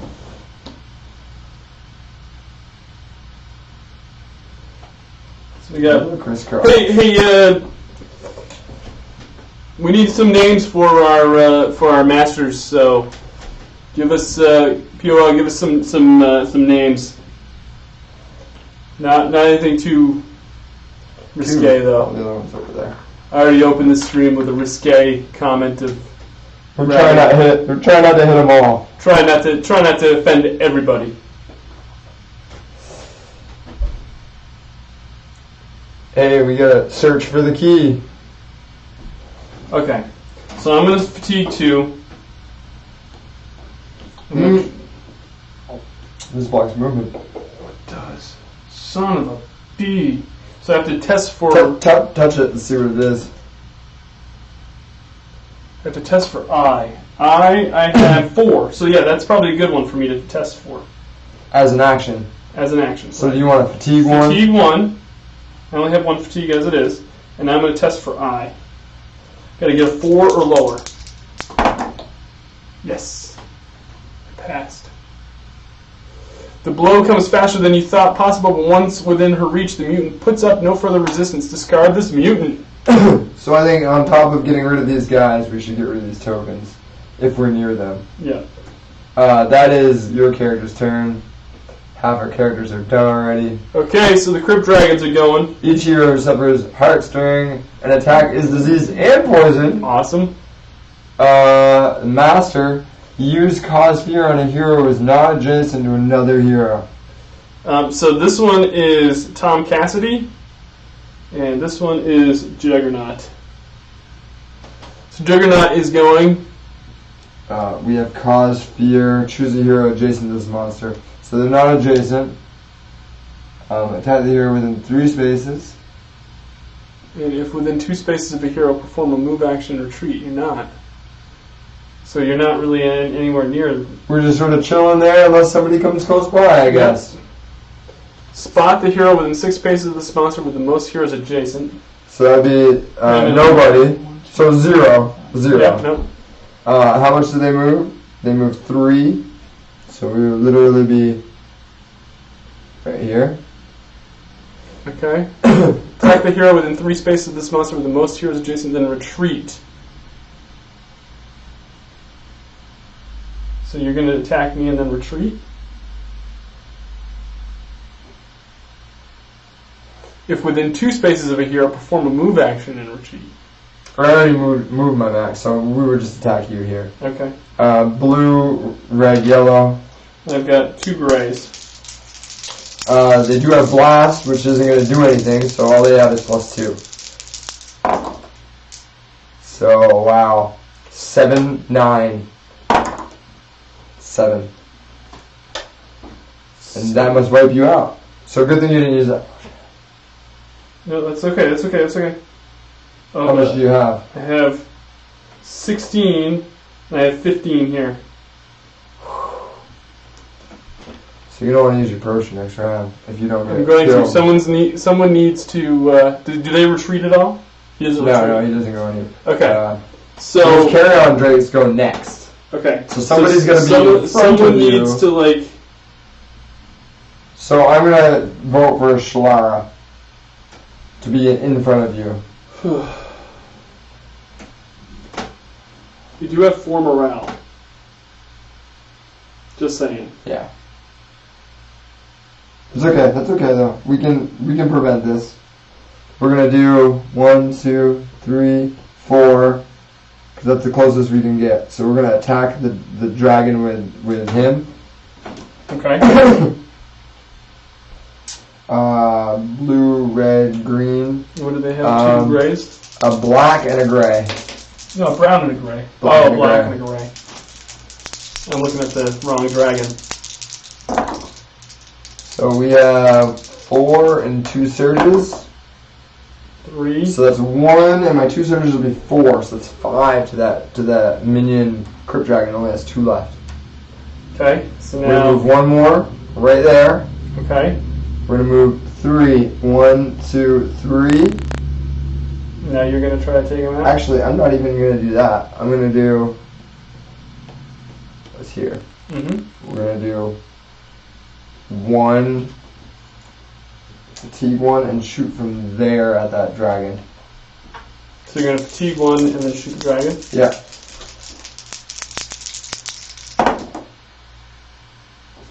4 and 2 surges, and my 2 surges will be +4. 3. That takes him out. 1 dragon gone. 1 movement done. I will fatigue 2 more. Mm-hmm. We'll go right here. You're gonna attack him. And I'm going to attack this master. Okay, so they got 2 gray die. Yeah, 2 gray. Ugh, Misses. That's it? Yeah. Okay. Each attack gains Pierce 1. Gauge a hero within 6 spaces of the sponsor with the Oh most my hearts to suffer. goodness. That's So, me. they move 5. So he's moving right up. Alright, attack with the most heart suffered. Okay, so this is the master, blue, yellow, green. And I need 2 gray. Miss. Miss. Miss. Yes! Yes. Miss. So do they do they retreat? No, okay, next. Each attack gets +1. Okay. Oh my Still goodness. They move 5, right? Yep. So right here, we're gonna do the same thing. They have the same attack too. Miss. Whew. 5. We'll put him right there. Right above. Right there? Yeah, right. Put him right there. Yeah. Actually, we probably only go right here Okay. because he's already as close as he can get. Yep. Oh! Wait. What do you got? 2, Two. and 3 surges, and pierce 1. Okay. I need 3 at least. 3. 2. No, I'm dead. So I got pierce 1. So I did 1 heart. Yeah, and I got That 3 maxes me out. surges. So I've got 1 more. You would have only gained 2 hearts in disease. And then 3. 3 fatigue. And my Right there. is right there. That KOs me. Alric, so now it's Syndrell's the Syndrell's only turn. person. So she goes She could for resurrect. 1, 2, 3, 4. And then use Fatigue fatigue 1 1. and resurrect. Then you can always use a health potion. And you get back. Oh no, that's her. Sorry. 2 reds. That's it? Roll 2 reds for get back life on Breaker. 3. So I have 16, so I have so it's 13 out of 16. Yeah, you should probably still use your potion. Yep. I would have probably the Grey Curse first turn go next. You're recovered. Ended your turn. Each mutant engages and attacks the closest hero within 4 spaces as if it were Alric. Then each mutant returns to its space. Engages and attack. Okay, alright. So within 4 spaces. So this one and this one. No, there's no one right there. Engage. They move 3. 1, 2, 3. So it would still attack me. Oh, okay. You're still electric power. So we're gonna do 1, 2, 3. Will attack me. Okay. We need 2 reds and a blue. 2 reds. And And he only has surge plus 2. And I need this. 3. So you did 4, 5, 6. And then they would move back to their original spot. So I've got 8 missing. Okay, what about this guy? He's gonna go right here, right place. Tie the right place. I only have 1 gray. Misses. Nice. Moves Moves back. Okay. Done. So, for me, I'm going to use my health potion. You want me to go first? I would have the Great Curse go first, yeah, because somebody else is gonna attack after that. Right. Okay, so there's that. For 1 action. For 1 action. We'll get rid of this great. I'll do it. I can have none of these guys have taken any. No. 7 and 10. So maybe I should try to take out one of the minion drakes. Or do I want to take out the master drake? You get rid of this right here. To make a ranged attack, and it has to have a range greater than 6. Okay, alright. That's So, definitely made for you. yeah. Or Shalara. So I guess I'm going to just do an attack on this mini drake right here. Drake. Not. My name is Samuel. Says TOL says wouldn't have been KO'd if Tom didn't spike the potions. Here we go. That misses. Is that turn? That's 1 attack. No, well, yeah, but your other action was healing. Oh. Yep. Carrion drakes engage the closest hero who is not diseased. Alright, so we'll be nice.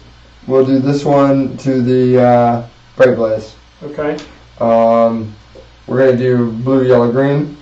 Blue, yellow, green. 2, 3, 4. 4, and a surge. And the surge is gonna be disease.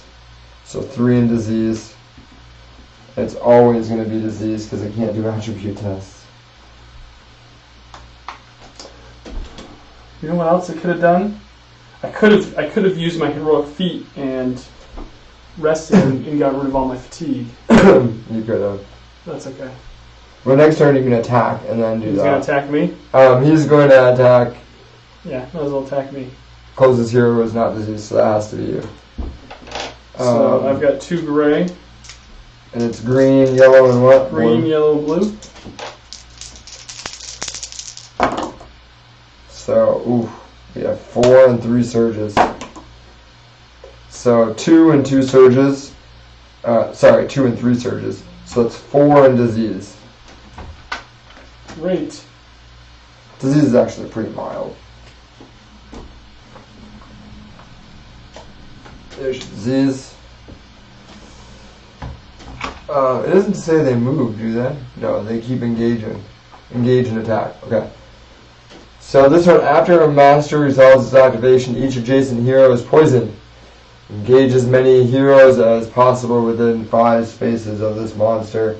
So that will be here. Okay. All 3 of us.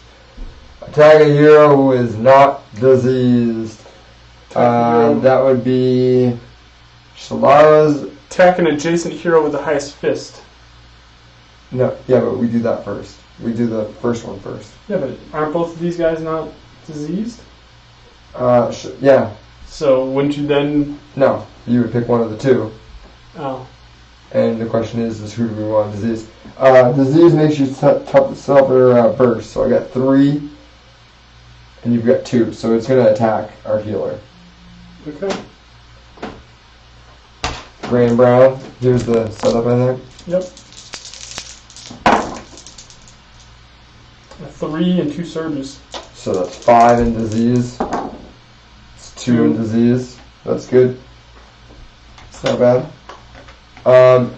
After the master resolves its activation, each adjacent hero is poisoned. So great, we're all 3 of us are poisoned. Yeah, I knew that was coming. Oh, I'm still diseased. When did I get diseased? Last turn. Oh, last turn. Hold on, I gotta disease myself. Sometimes I'm clueless. Poison. Here's a poison for you. Nice. Poison for. Poison for me. And a poison. For Cinderella. Hold on. There we go.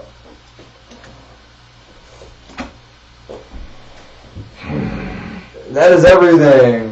So, but they're all within good fighting distance. Who is that? Did anybody go? No, all 3. We You saw went. 3 people go. Yep. Yeah.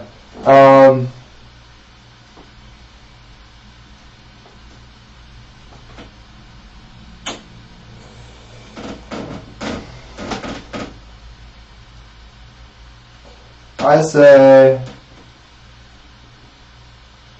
Want Cinderella to go?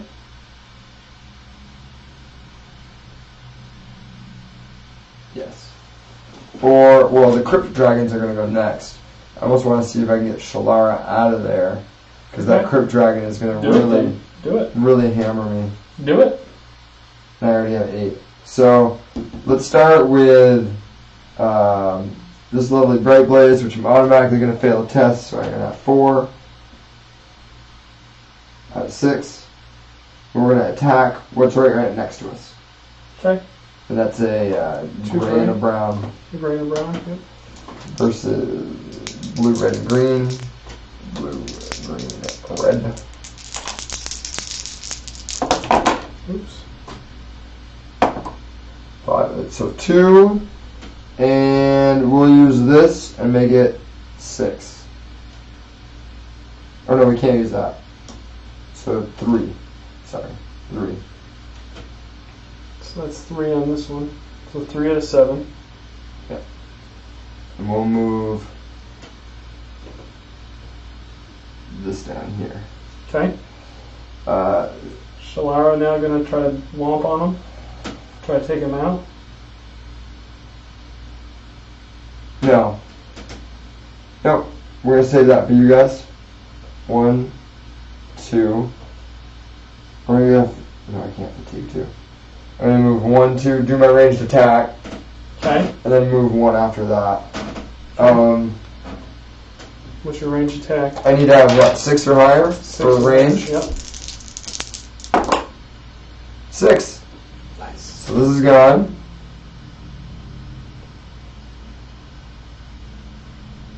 Range by 6 or more, discard this unit. Yep, discard. And we will move 1 more. You time the motion of this creature's thrashing, releasing a single bolt. The creature spasms and then becomes immediately still. We're going to sit in the throne chair up here. Okay. Because we're big wigs. That's it. And that's it for her. And I think that dragon can't quite get to me. Minion crypt. No, we're not doing that one. Spot the closest hero, attack the closest hero, then retreat. So spot, they move 3. We'll go down to 1. 1, 2, 3. They do ranged. Attack the closest hero. That would still be. Oh no, that would be you. Yep.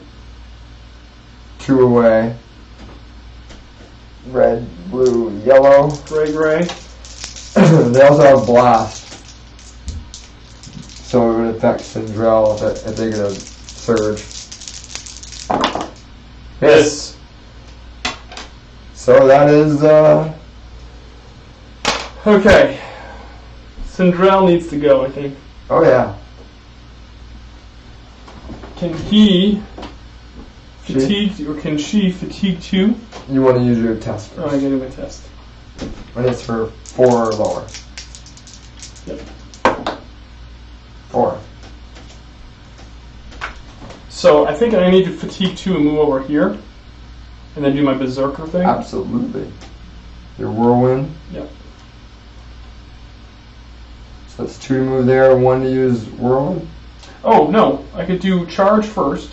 I could move up my speed, attack this guy, and then I could do whirlwind. Yep. That's what I'm gonna do. Alright. Which guy do you want to attack? The big dragon? Yes. Both those red guys have 10. Alright, I got my defense die. But is this an action? Oh, this is just this counts as an action though?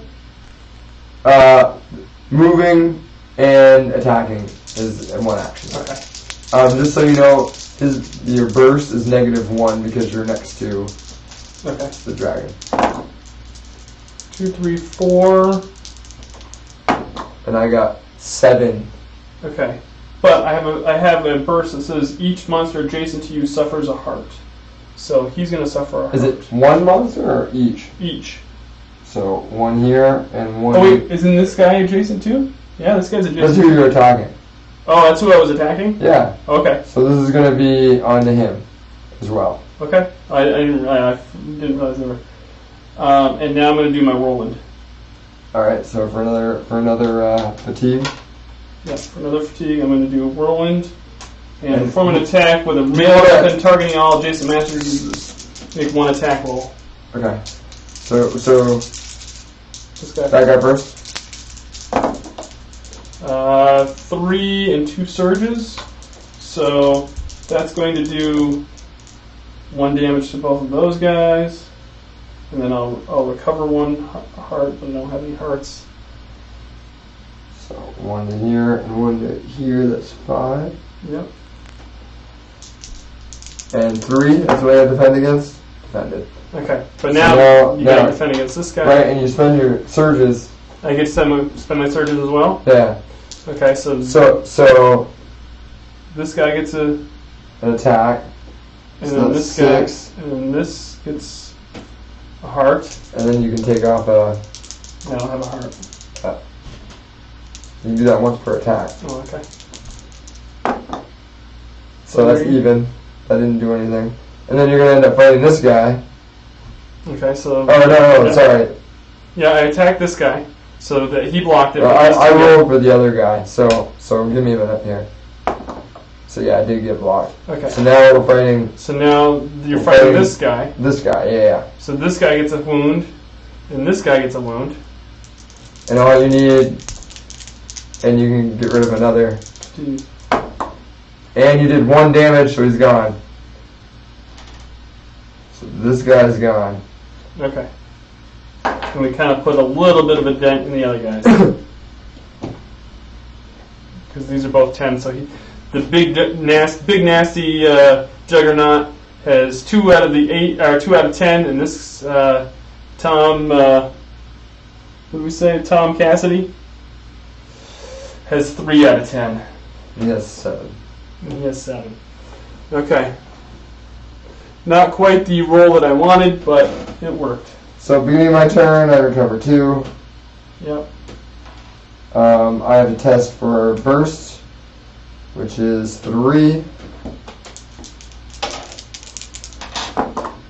Pass. Pass. I have a test for fist, which is 2. Fail. I lose a heart, Okay. and I keep my condition. You also have a curse doll, remember? Yeah, but I don't want to use it quite yet because I'm maxed out in fatigue. I think I'm going to attack and then rest. Who are you going to try to attack? Well, since I have reach, I think 7 or 7. I think I should go after that master. Okay. Blue, red, yellow. And he has what? Gray, gray. Gray, gray.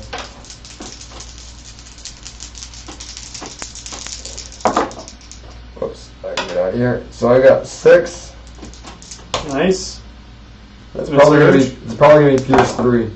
It's gonna be pierce 3, and he's going to just 5 damage. That takes So care. that's 8 Ugh. out of 10. Is it really 8 out of 10 or is it 9 out of 10? 8 out of 10. And we're gonna use the other one, so I can do bottle service. Somebody wants bottles. It's weird. Yeah, we keep getting, especially Shalara. Shalara needs some healing. So that's the end of my turn. Okay. To bring the Sir Alric Pharaoh. Each mutant engages and attacks the closest hero within 4 spaces. That's going to be Sindrel. It only moves 3, and it can't come up here. But Okay. 1, 2, 3. 1, 2, 3. Okay, so done. Done. Okay. New round. So I'm thinking we need to do this again do the whirlwind again. I'm thinking you're right.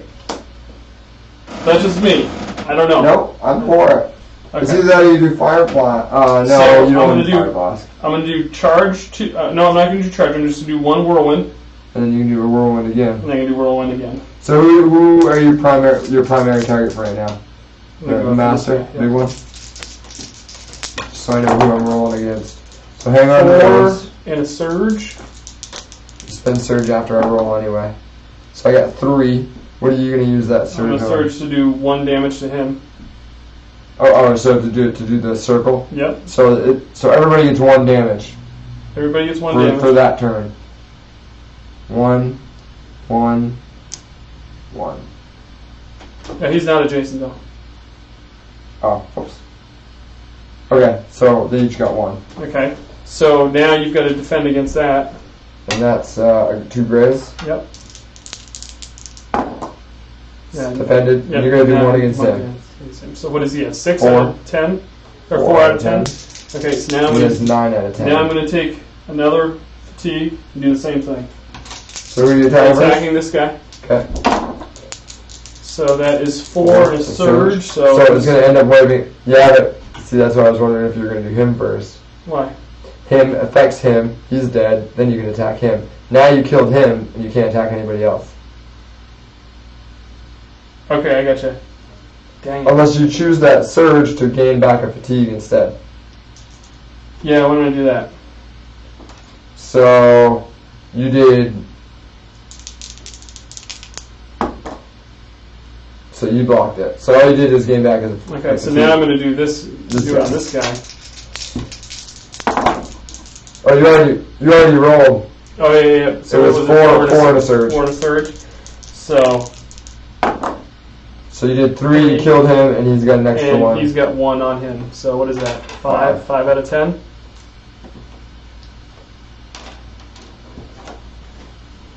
Oh, whoops, no, there's still 1 lot. No. He hasn't taken any damage. No damage. Okay, so that's gonna do it for me for Sindrel.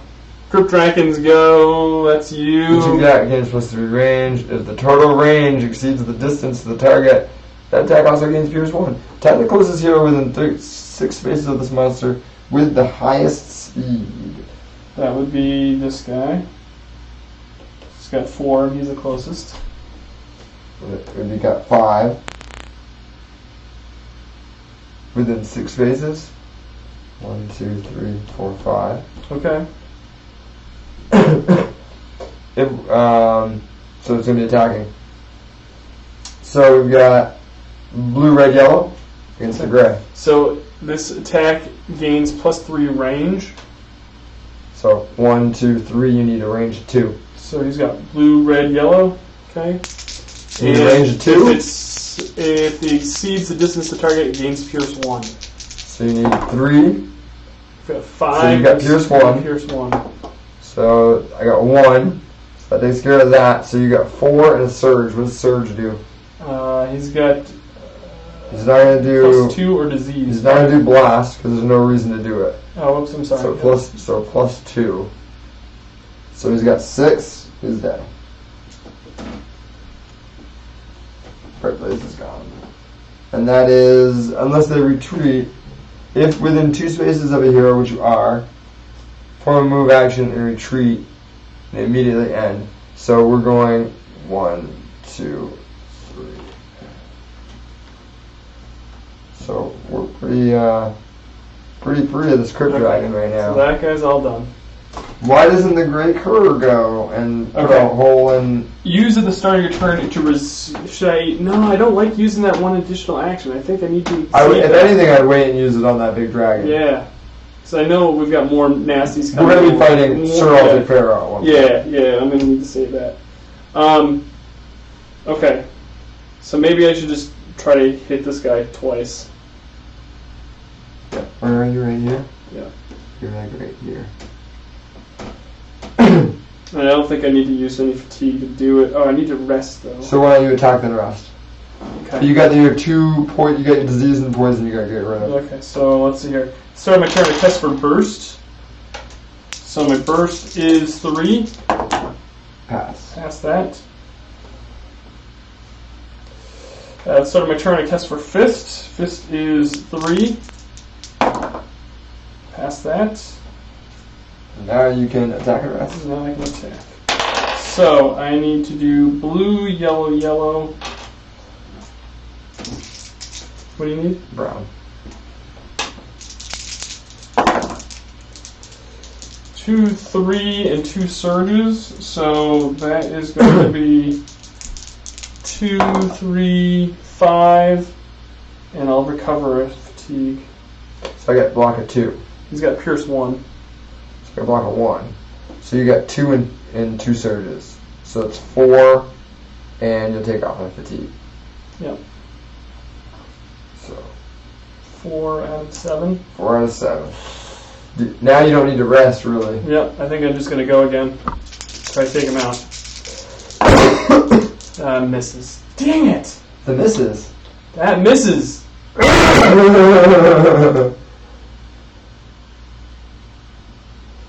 Carrion Drakes, engage the closest hero. Each hero That's suffering me. hearts is poisoned. Attack a hero who is not diseased. That is you. So we're doing a blue, yellow, green. 2 gray. Where's the nuts?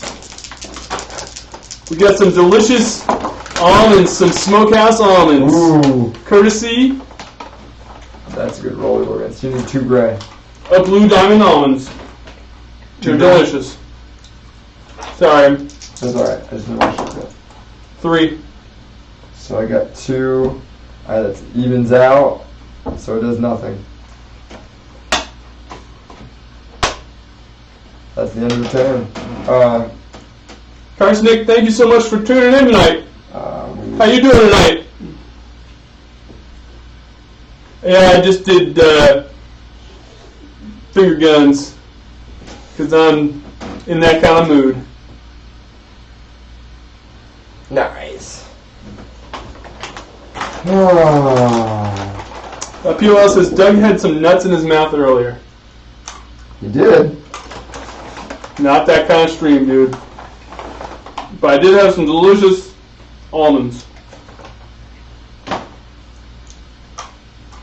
For my first move, I'm going to attack with Shalara. Blue, red. Parsnick, thank you so much for the follow, by the way. Appreciate that.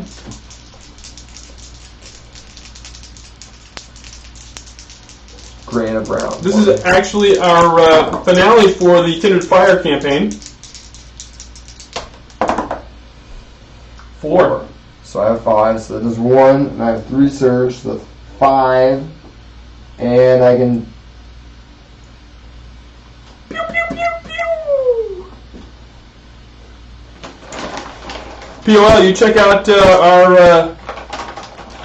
our latest Battle Bin unboxing video on YouTube?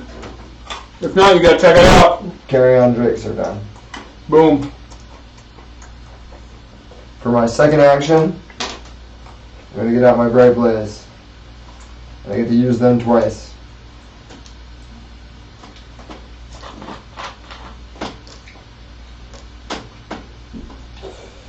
So we're going to do 1, 2, 3, 4, 5, way up to the dragon. And attack. Blue, red, green. But now, how much battling is in the box? Dude, if you don't know what Battle Bin is, you need to check it out. It's pretty awesome. Ooh, 3 and a surge. 3 and a surge. 3. My surge is... Oh, I'm going to use... Oh, no, I can't. +1. So it only does a heart. Okay, well, better than nothing. And then for my Bright Blaze's turn, we're going to attack. 7.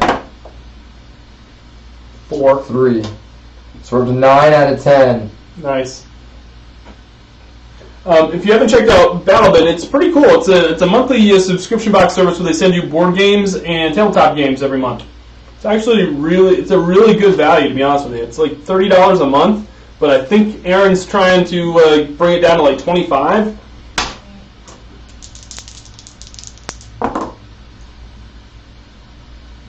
I failed. Good heart.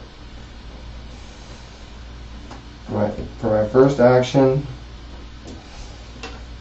This month's been, actually was, or last month's bin, I should say, had Tiny Epic Galaxies and Star Realms Colony Wars and some Moon Pies in there.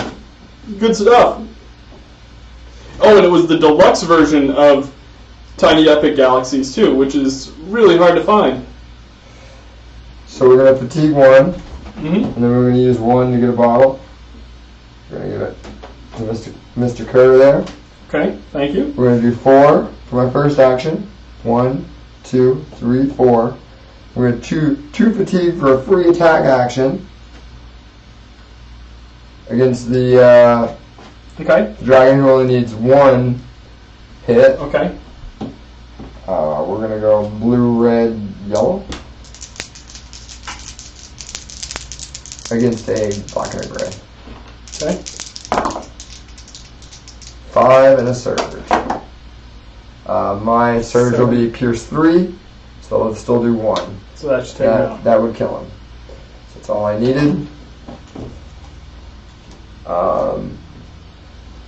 Okay. For my last action, Do you want to try to take this guy out? we're going to rest. Oh, okay. My turn is done. So now we've got 3 doors in front of us. Sorry. We still need to take out those things. Each mutant engages and attacks the closest hero within 4 spaces. 1. 1, 2, 3, 4. Oh yeah, You're not within 4 spaces, are you? Yeah. They only move 3. Okay. So They attack within 4. They only move 3. Okay. So this one will attack, and that's it. We need a blue and 2 reds for you to attack me with, and I got a gray and a brown. 5 and a surge. So 4 4. and a surge, and that surge will be +2, so that's 6. So we're up to 7 on me. And then they move back. So right there. So done.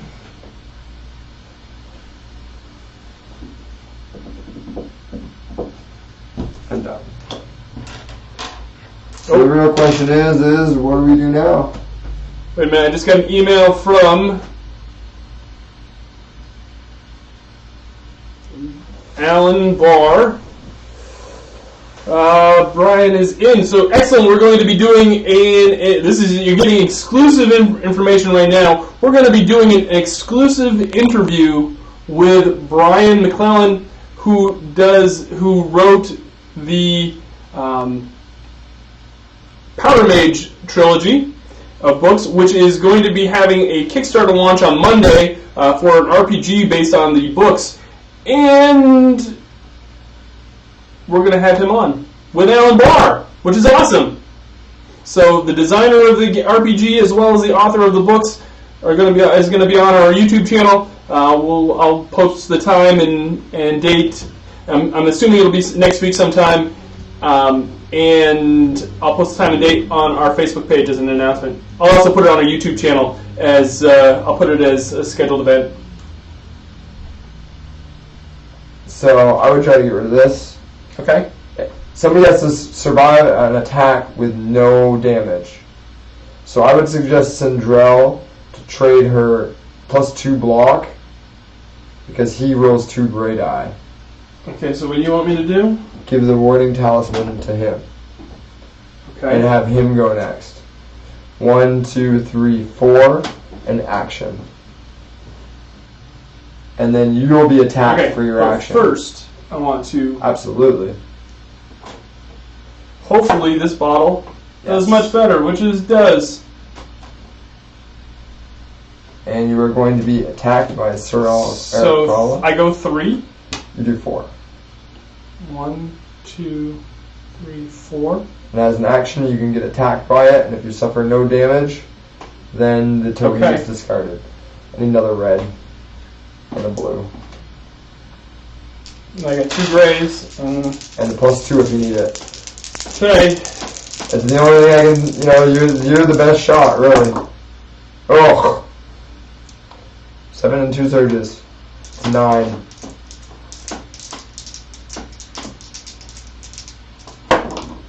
Most you get is 8. So that's 8. 8 damage on me.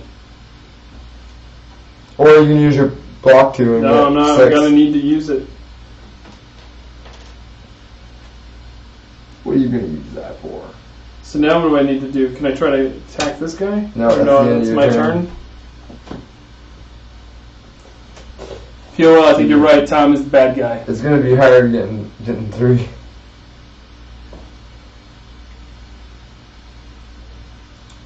Very hard getting through there.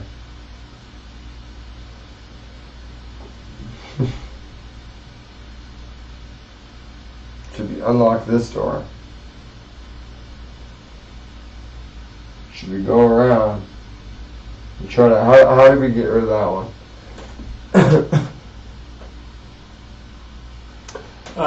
You have to... That's book. Cuss for book. Well, that's wouldn't be bad if it was Shlara.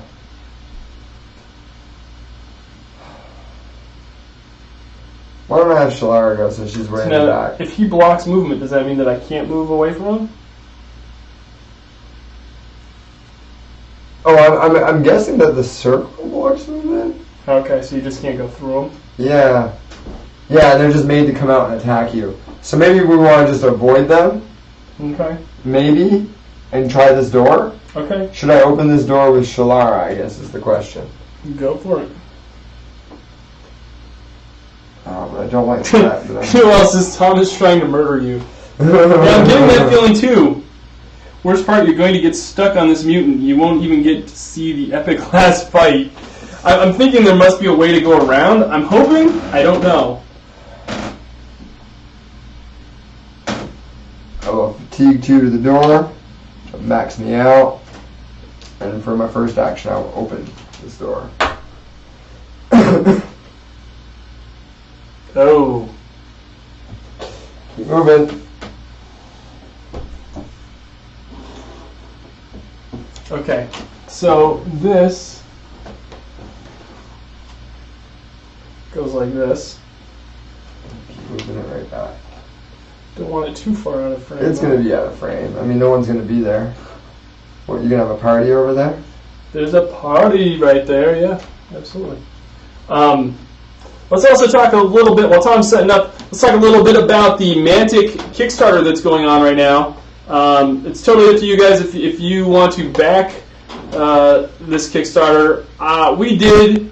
I know a lot of people are kind of mixed on backing Mantic Kickstarters, but they have a quote-unquote dungeon crawl, a space-themed dungeon crawl going on right now called Star Saga. They're like the base pledge is $100, but they're including a lot of models with it, and it looks pretty neat. I was a big fan of Dungeon Saga, which is a typical dungeon crawl. This is a space retheme of it, and it's got some rule tweaks, and it's like the spiritual successor. To your let me read this. To your to your surprise, this back room contains just as many suits of gold and abominations within. They turn toward you, glowing eyes ablaze. Place 4 mutants as shown. So we got another room of them. He has 4 arms spinning and twirling with 4 blades he bears. Stranger still, you are not sure which pair was added and which is natural. The creature drops into a defensive stance awaiting your advance. This mutant blocks movement. As an action, a hero can perform an attack that targets this space. The attack cannot deal damage but gains 3 surge. If you get 3 surge, discard the target mutant. So that attack cannot deal but gains discard that target. Okay. Next one. Short and stout, this mutant stands ready at the center of his short bridge. Its muscles bulge, stretching its flesh like a wineskin ready to burst. This mutant blocks movement. As an action, adjacent hero can test for fist. Next one. Something is very wrong here. The creature's flesh slowly turns in on itself, shifting across its frame and then disappearing between its bones and organs. Nonetheless, it manages to always keep an eye on you as you approach. It does not put up a defense, however, perhaps it is ready to die. The mutant blocks movement. As an action, an adjacent hero can test for burst.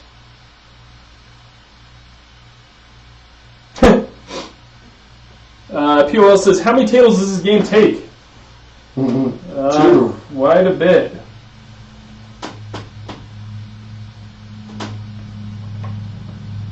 Okay. So we know that we don't need to open this one now. Okay. Unless we go through here. We just have to deal with that. Okay, what does Shalara, was that Shalara's first move? Do you want to try to... We still got another one. Oh. A hulking suit of armor stands before you, wavering back and forth under its own weight. Its plates are impossibly thick, yet the mutant contained within manages to raise its shield arm to your approach.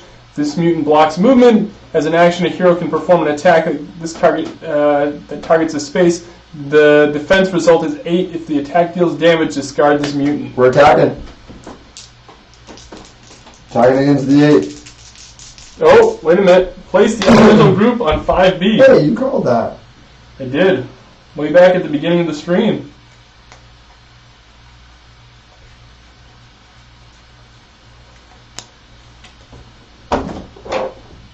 One.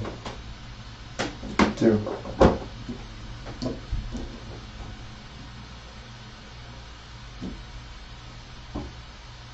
Hey, it's our buddies the Crypt Dragons. Gotta be kidding me. Okay, so they go right here. And then the other one in the other place. Right there. Yep, we got some more search tokens. Right here. Right here. 2. Hey, search for the key. Alright.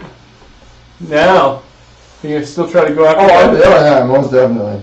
Blue, red, and green. You gotta attack, you gotta do 8 damage to it in one shot. No, as 8 defense. I have to get higher than so you gotta 8 get 9. hearts. Easy. Okay. See what you do. There's 2, 4. 4. Double surge. Oh, it only gets me 8. No. So I'll just take that off, I guess. 1 heart away. You said it was easy though. It is. That's the end. Oh no, I got Bird Blaze.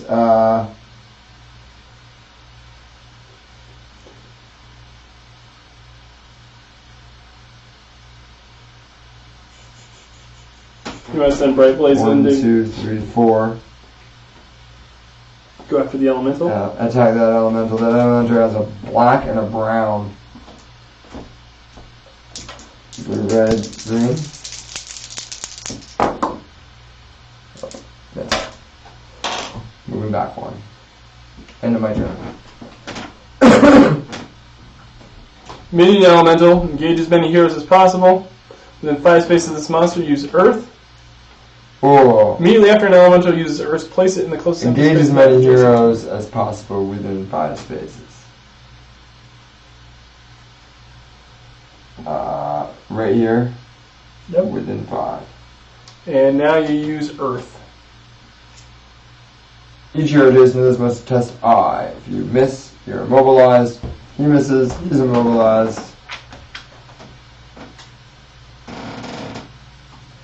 How does he get rid of tokens? He conditions. Yeah. As long as it doesn't roll an attribute test, it's fine because he can't roll attribute tests. I gotcha.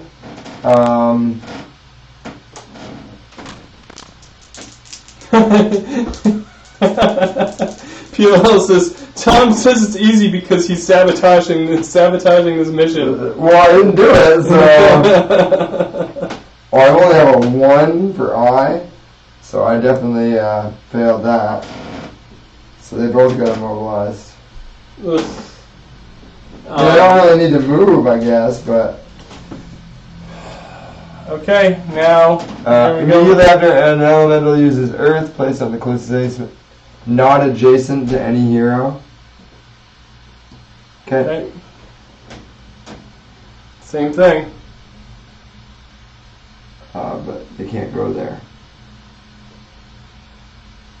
So does it just... That blocks movement too, so 1, 2, 3, 4, 5. Would have to come all the way out. Okay. 1, 2, 3, 4. You can have it do 4. Okay. So use Earth, same thing. It doesn't matter if it passes or not because it would be immobilized. Place it in empty, closest empty space.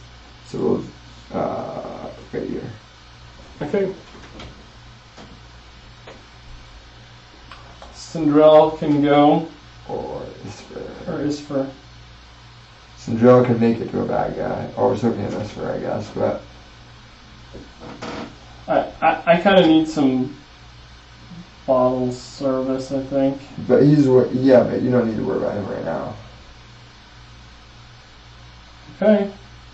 It's not his turn. I know. I'm just saying, like, for future. So you're right next to me. So you want me to do that now? I didn't know if you were gonna go or if I'm gonna go. It doesn't matter to me. Which would you rather? Who has a better attack? I have blue, red, yellow. Yeah. Blue, red, yellow. I got reach. I have the adjacent thing. Okay. Oh, so my weapon is a little bit better. Yep. So I'm gonna recover 2 hearts. I'm gonna get this to give you a bottle. Thank you.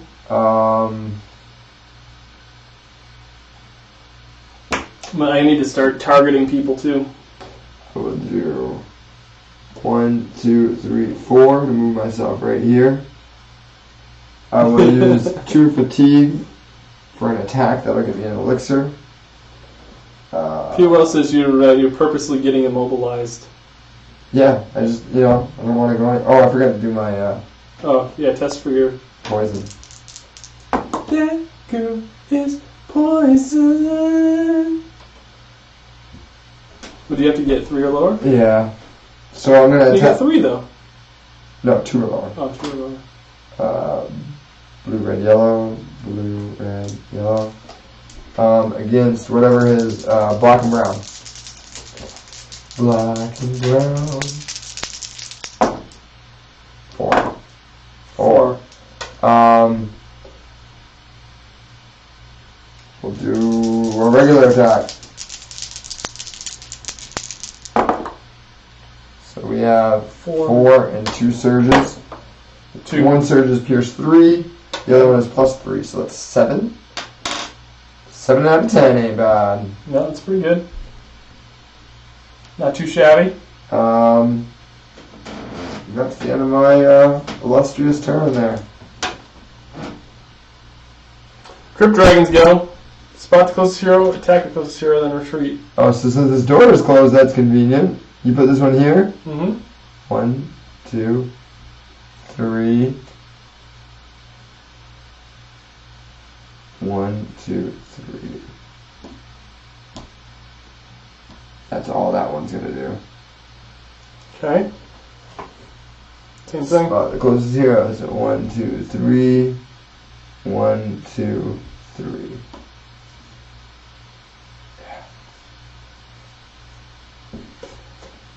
Alright. That's it. Sindrell. Sindrell, I think, is going to...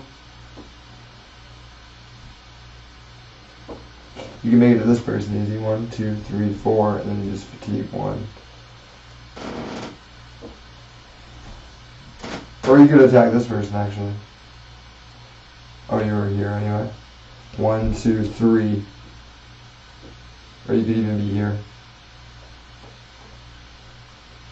And then you can move 1 afterward. And you only need to do 3 damage. Blue, yellow, red. Black and brown. 3, 4. So that does 2 more. So we have 9 out of 10. So you can still move 1 though. That's it. That's it.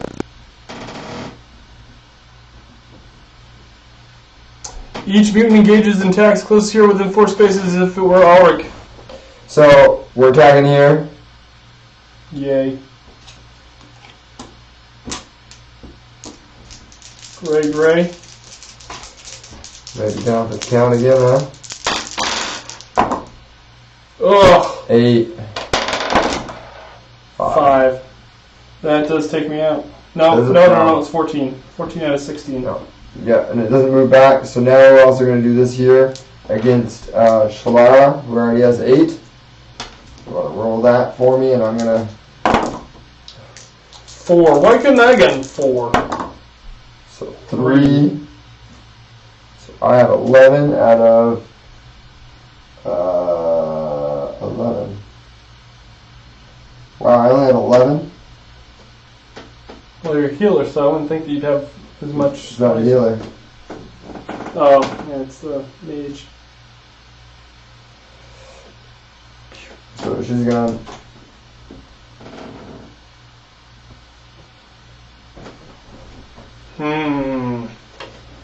That's done. So, here's my question. Should I resurrect you and try to take out the elemental? With Sindrell? Yes. Yes and no. Because they're just going to beat you up again. There's 3 of them right there. Right. I mean, but maybe not. They're going to go after the Bright Blaze. And Bright Blaze is immobilized. Oh, I can take this away.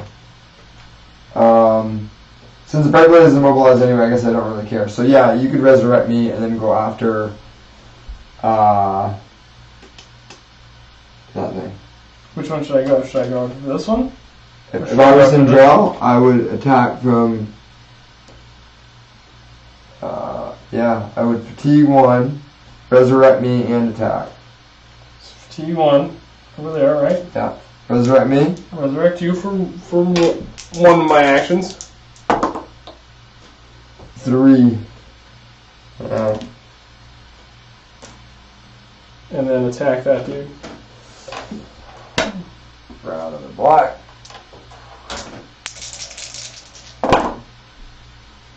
Five and a surge. Need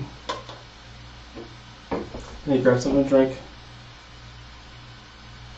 Rest in peace. I don't know. We're getting kind of close. We can only die 2. This does determine our whole campaign. I know. What'd you get? 5 and a surge? And a surge. So 3, which takes it out, and you can get back a fatigue. Unless you want that surge to do something else.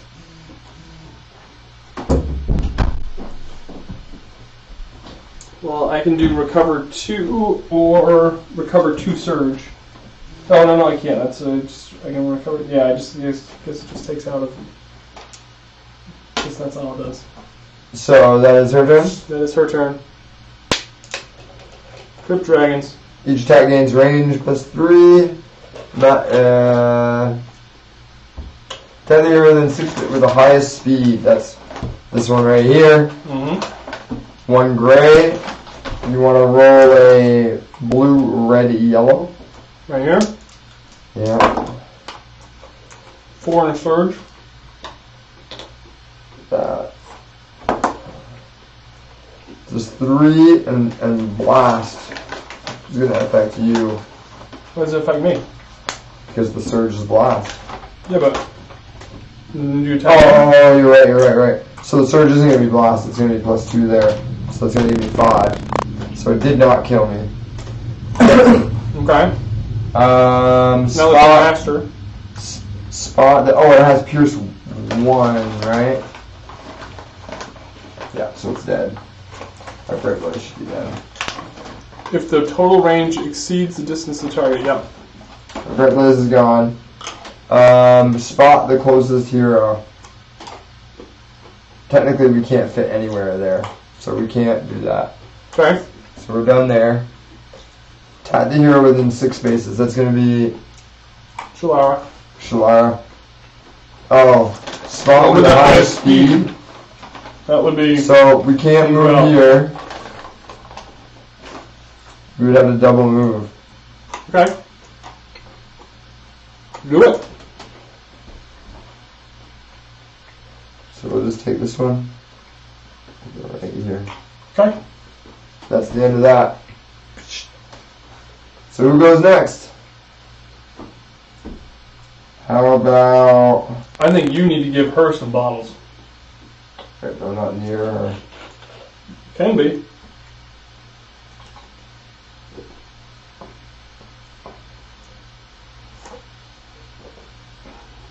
But the elementals haven't gone? No. Or I could try to take out this dude. I need to get away from that. Yes. But you'll have a chance to next turn. Why don't you bring up the rear and attack that dragon and get away from that? Because I want to take out this thing with Shalara. So if I go 1, if I do 1, 2, 3, 4. And then attack. Or you can fatigue. I can go all the way over here and attack the dragon. Yeah, then have that be your turn. But first I'm going to bottle it up. 2. That's the way we like it.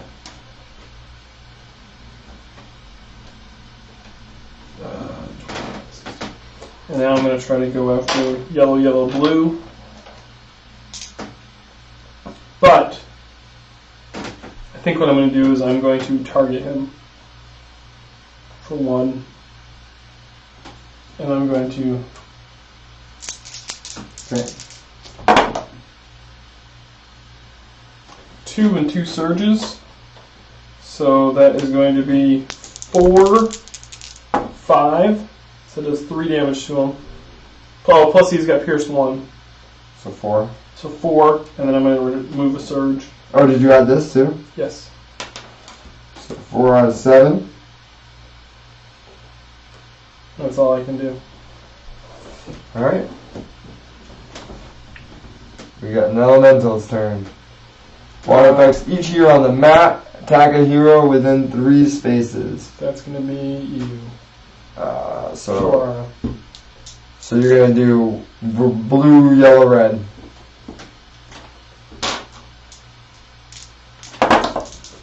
Oh.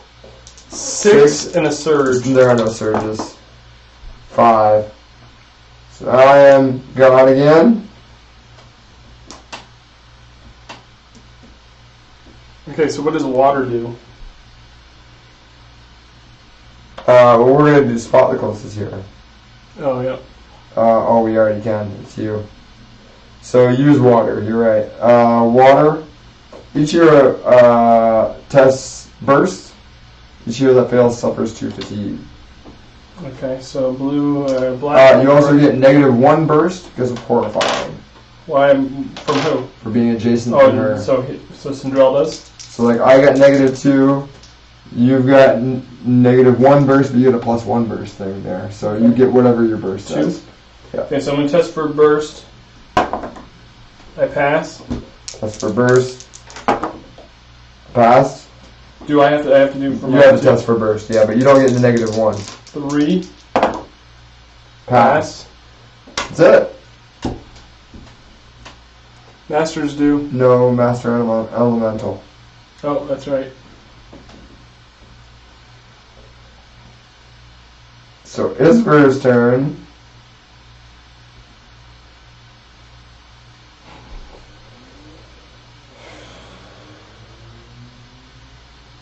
We almost should have waited in resurrecting Shalara. Yeah, I think I actually might let her just stay dead for a little bit.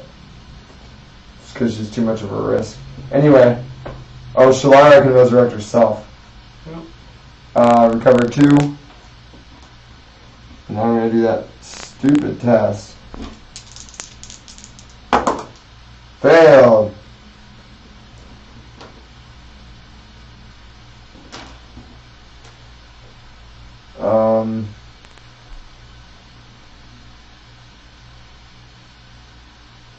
I mean, it would really be bad for me not to attack that since it's only a 7. Tag it.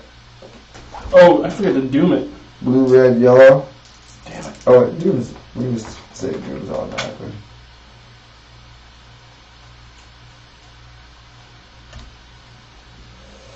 How many has got 7 right now anyway? 7 right now, anyway. 1. 4. So 3 and a surge. So that does enough to kill it, right? Yep. My surge will be to get rid of this. Now you have 1 more attack, or 1 more action. Can you go after that elemental? I'm trying to think of whether or not I want to resurrect Shalara. Yeah, because she'd go next. Next turn. Okay. 1 fatigue. Oops. 1 fatigue to move here. Mm-hmm. Resurrect Shalara. Now she's going to get to go. Okay, so there's that end turn. Do you have any bottles to give her? No. Oh yeah, I can.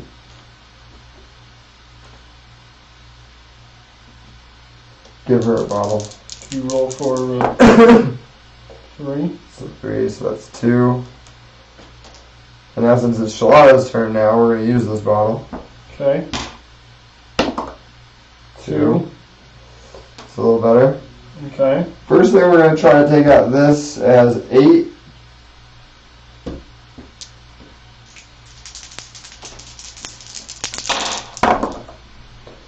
Five, 6, and 2 surges, that's 9. Boom. Gone.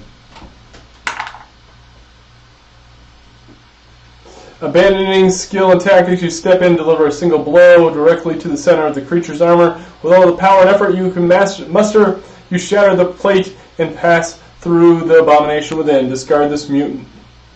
We're fighting this now. Okay. It needs a brown and a black. I have 4 and a surge. So I'm going to use this to add another surge. So that makes it 8 is gone. Okay. So you want to get rid of the elementals for us? And that is my turn. Okay. 1 dragon left. Full life. Each mutant engages and attacks closest here within 4 spaces if it were Alric. So, 1, 2.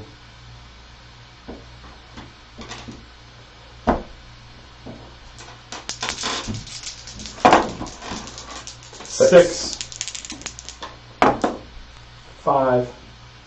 That exactly kills me.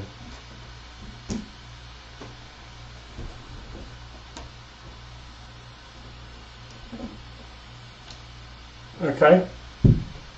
Done. That's it. Yep. New round. So we need to take out this dragon. Big time. Without We gotta dying. get rid of this thing too. How do we get rid of it? That's a test, right? Test for burst. So why isn't somebody, for burst, Yep. somebody should walk up to it, test it, and walk back out. That would probably be me.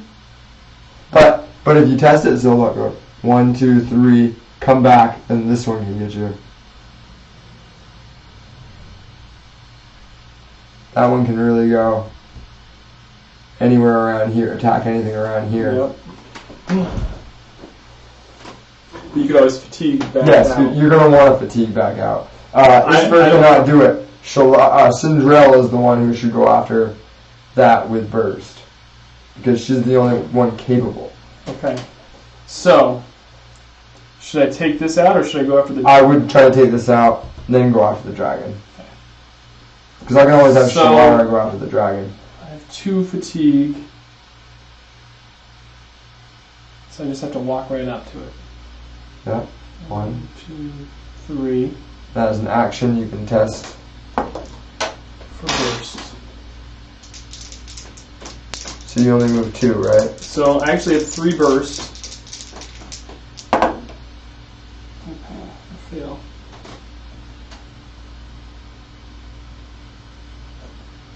You tremble before the abomination, take a step back, trying to recompose yourself. You move 1 space away from this mutant and test for burst again. Oh yeah, move right here. Fail.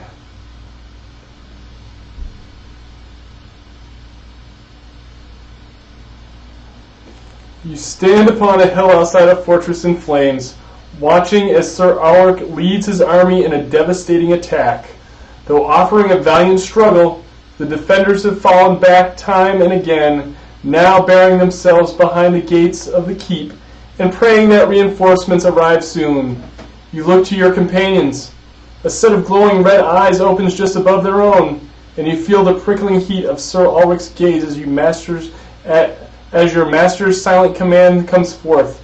You signal your foes to march down the hill toward the keep. Indeed, reinforcements have arrived. Does that mean we lost? A set of glowing red opens just above their own, and you feel the prickling heat of Sir Alric's gaze as your master's silent Command. Oh, he commands you. The reinforcements are you. He took you over by failing so many tests. Oh man! And we lost. So I want to point out, in retrospect, we only lost 3 previous games. This is our 4th loss, our first Act 2 loss, and it is the finale, and we lost the campaign. This was a pretty one-sided end. It Yes, was. it was. It was very difficult. This one wasn't messing around. This one was tough, and it was mostly because we had these little stupid mutant tokens. Yeah. Part of me wants to know what. Like, we only had 1 tile left, We went right here. so it would have gone right Sir there, Alric, and Pharaoh. we would have had to face Sir Alric at that point. Yeah. Yeah, it definitely. They definitely don't make it easy, and which is good because I think with this type of game you don't want to make it easy, so then that way you want to come back and try to play it again. But we also have to admit the campaign has its ups and downs. You play one mission, you think it's very one-sided, and it may tend to be. Sometimes they surprise you, and you think it's one-sided, and it's not. Right. So I like to say that I don't know. I guess gameplay. What do you think? What do you think you would give it? Oh, I definitely playability. Oh yeah, I definitely like this. I think that this as a co-op is definitely a lot more fun than it used to be. I think adding the app definitely adds so much more playability, so much more, and I think you took a really good game to begin with, and you make it a great game. This game is probably in my top. It's got to be my top 5 games as far as games I enjoy and play. I don't have my set like 100. I'm not like Tom Bassel, I'm not like the Dice Tower, so I don't have like a top 10 or anything. But I'm gonna have to put this game, even though this isn't even mine. This is Tom's, and everything's Tom. I have to say this game probably ranks in my top 5 as far as games I like to play. I right now, this is so stupid. I want to say this and Imperial Assault, but I might as well be talking about 80% of the same game. Yeah, Imperial Assault's pretty much the same thing, just with a Star Wars skin on it. I mean, it does take a little different twists on different aspects. Which we will be doing an Imperial Assault campaign once that app is out. I'm working very hard to keep up. Yeah, that's on small things. I know, right? PLL says Resurrection was a mistake. I think resurrecting Shalara. Yeah, but it's so hard because she's gonna have a turn one way or the other. You could skip her turn, I guess. It's hard to say. We could have done a lot of things differently. We could have been. We thought getting rid of those heads was going to be a very top priority thing, when really not failing the tests were. We really needed to try to systematically go spaces by spaces a lot more than we did. Also, we wanted to take this wonderful shortcut with this horrible head over here that was taking an attack when we should have gone around it to begin with. It's ups and downs for sure. The only downside is now that I'm gonna pick up a whole campaign's worth now. Let me just see. I think there's a comment on the board. Let me just take a look.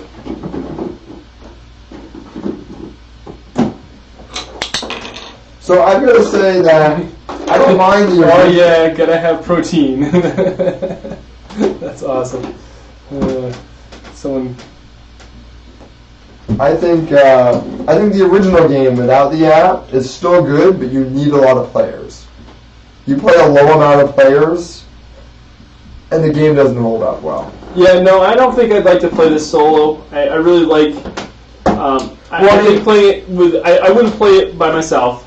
Sure. I would play it with you, and I think that's part of the appeal with me is that I have someone that I can bounce off ideas and like double check pretty much what I'm thinking. Right.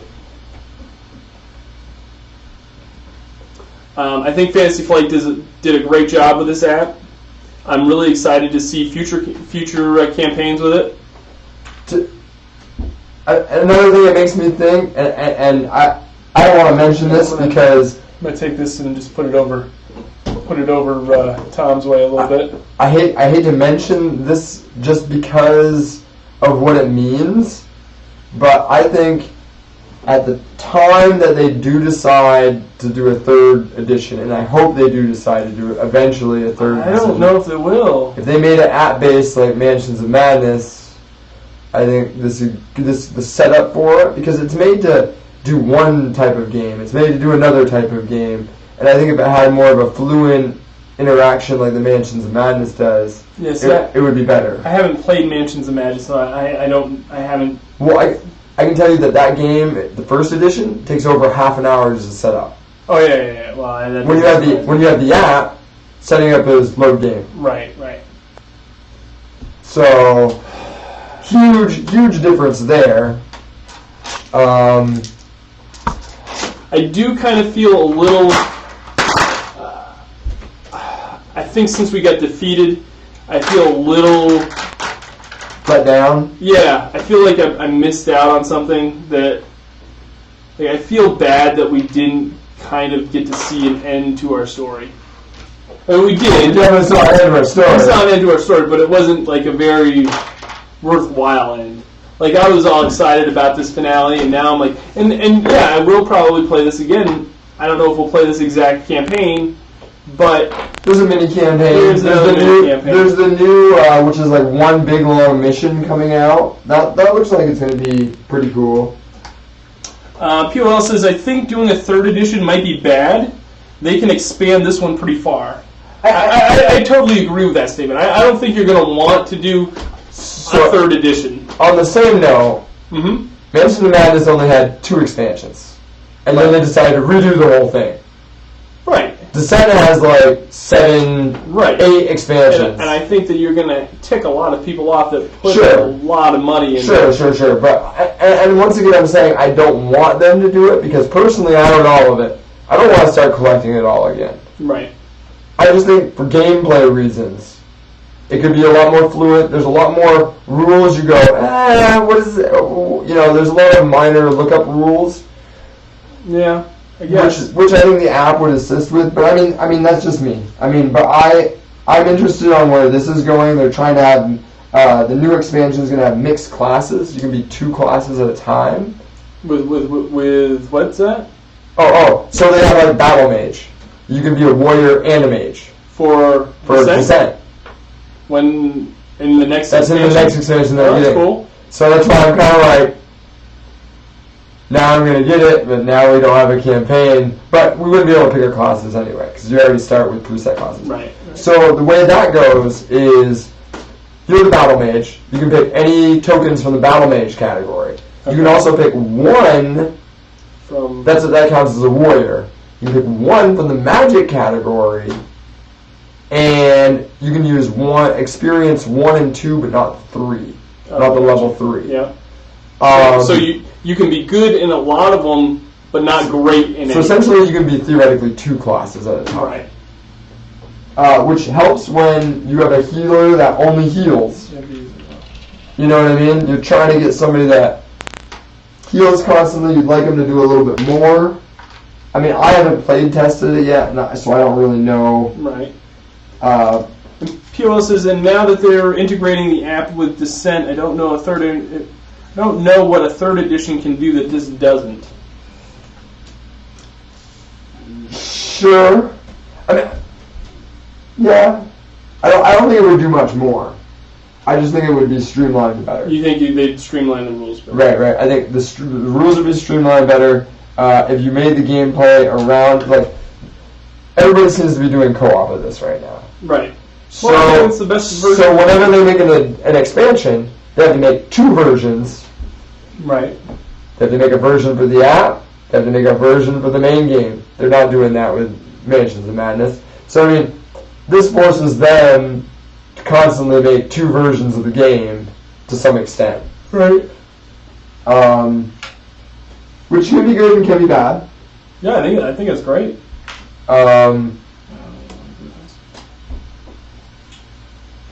Do you... And like I said, I don't even like to think of the idea just because I probably had $1,000 worth of stupid Descent stuff. Yeah.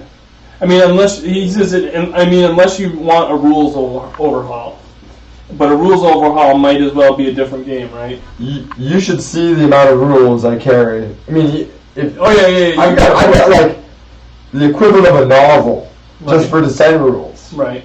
If I want to touch up or read something, I'm searching.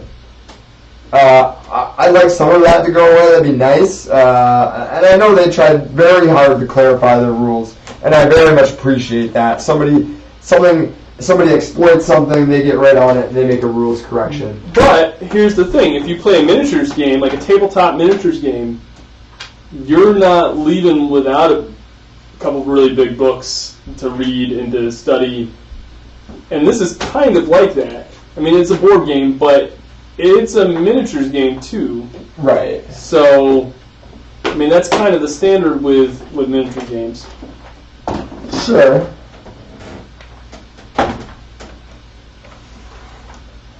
So now the question is, what do you all want us to stream for our next series? We've got. We're dying to do Imperial Assault, but the app's not out yet. Yeah, we're gonna do a lot of we'll do Fantasy Flight games quite a bit, but we do have some cool Mini or Not games. I'm thinking maybe Black Plague. I'm thinking maybe Arcadia Quest. We'd like to kind of feature another game for a little while until Imperial Assault does come out. Imperial Assault's not supposed to slate until sometime next year.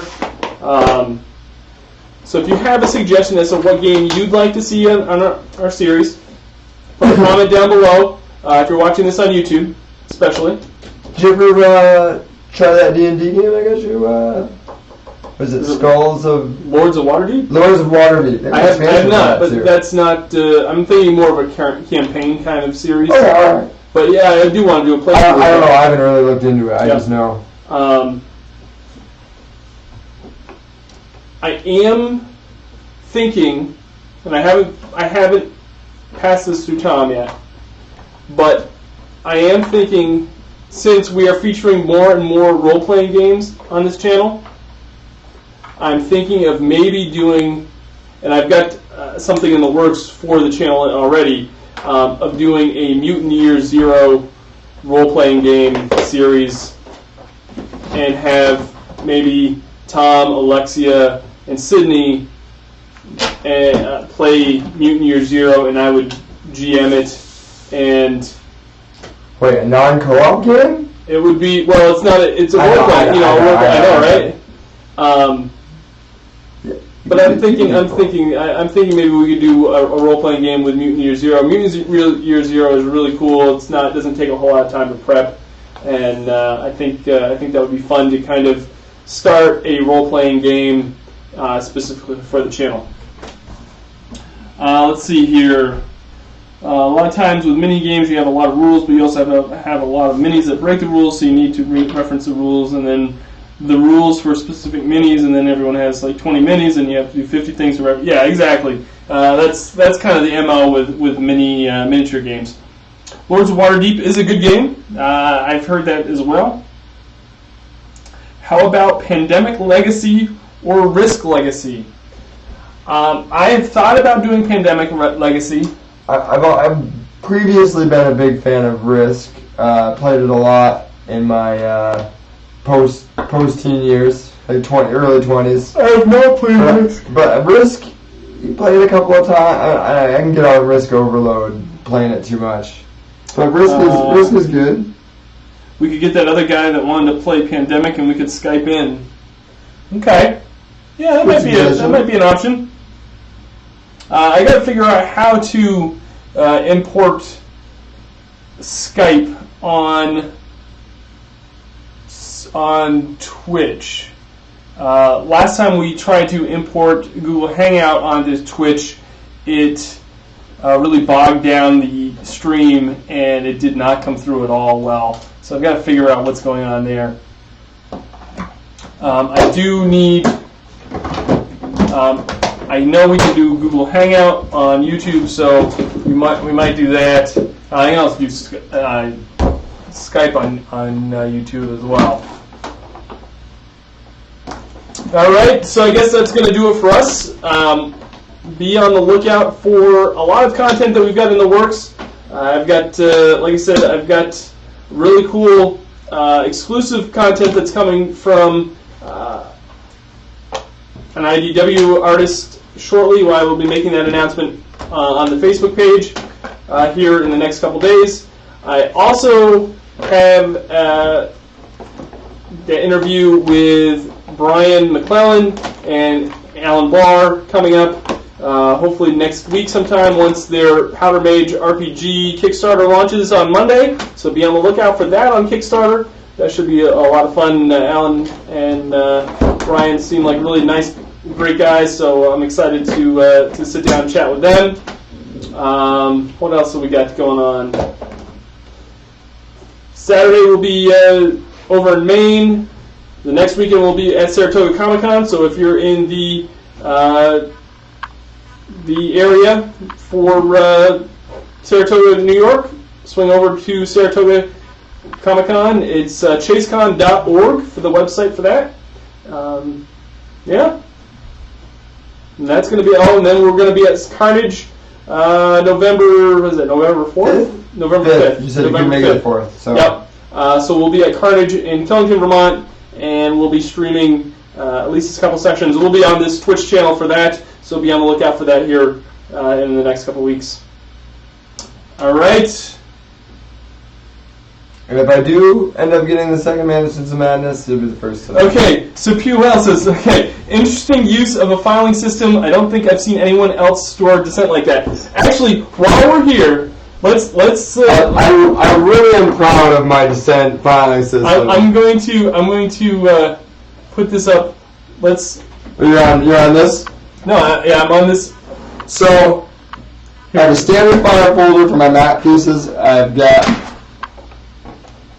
it all looking like that, all in number order. I'm hoping that the tiles don't get too high. I'm going to have difficulty storing them soon. It's probably going to get completely full with the new expansion that we just got. Or the one we'll be getting. Okay, you want to show them what else you got going on? I do have an instruction manual book that I don't have here. Yeah, he just stopped bringing that all together. I use a tackle box. Now, it took me a little while to figure out which one I really wanted, but for me this works really well. I keep medium-sized guys in here, monster cards in here. We've got, kind of hard for you guys to see, but I've got doors, large monsters. Here, let's. I'm gonna use the camera just a little bit. Lieutenants.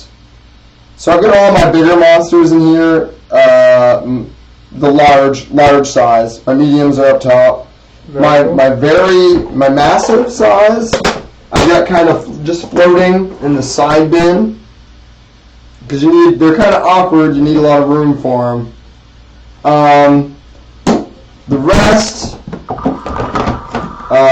this is pretty much specialized right now for our co-op sessions. I do have another case because it has a lot of other cards that are not in here, but this is pretty much geared toward co-op. All the tokens you're going to use for co-op. It's got your normal tackle boxes that come with the case. They're all sorted. The other two are all my small characters. I don't have my heroes in here because we kind of pick your heroes at the beginning and there's no point in lugging them around afterward.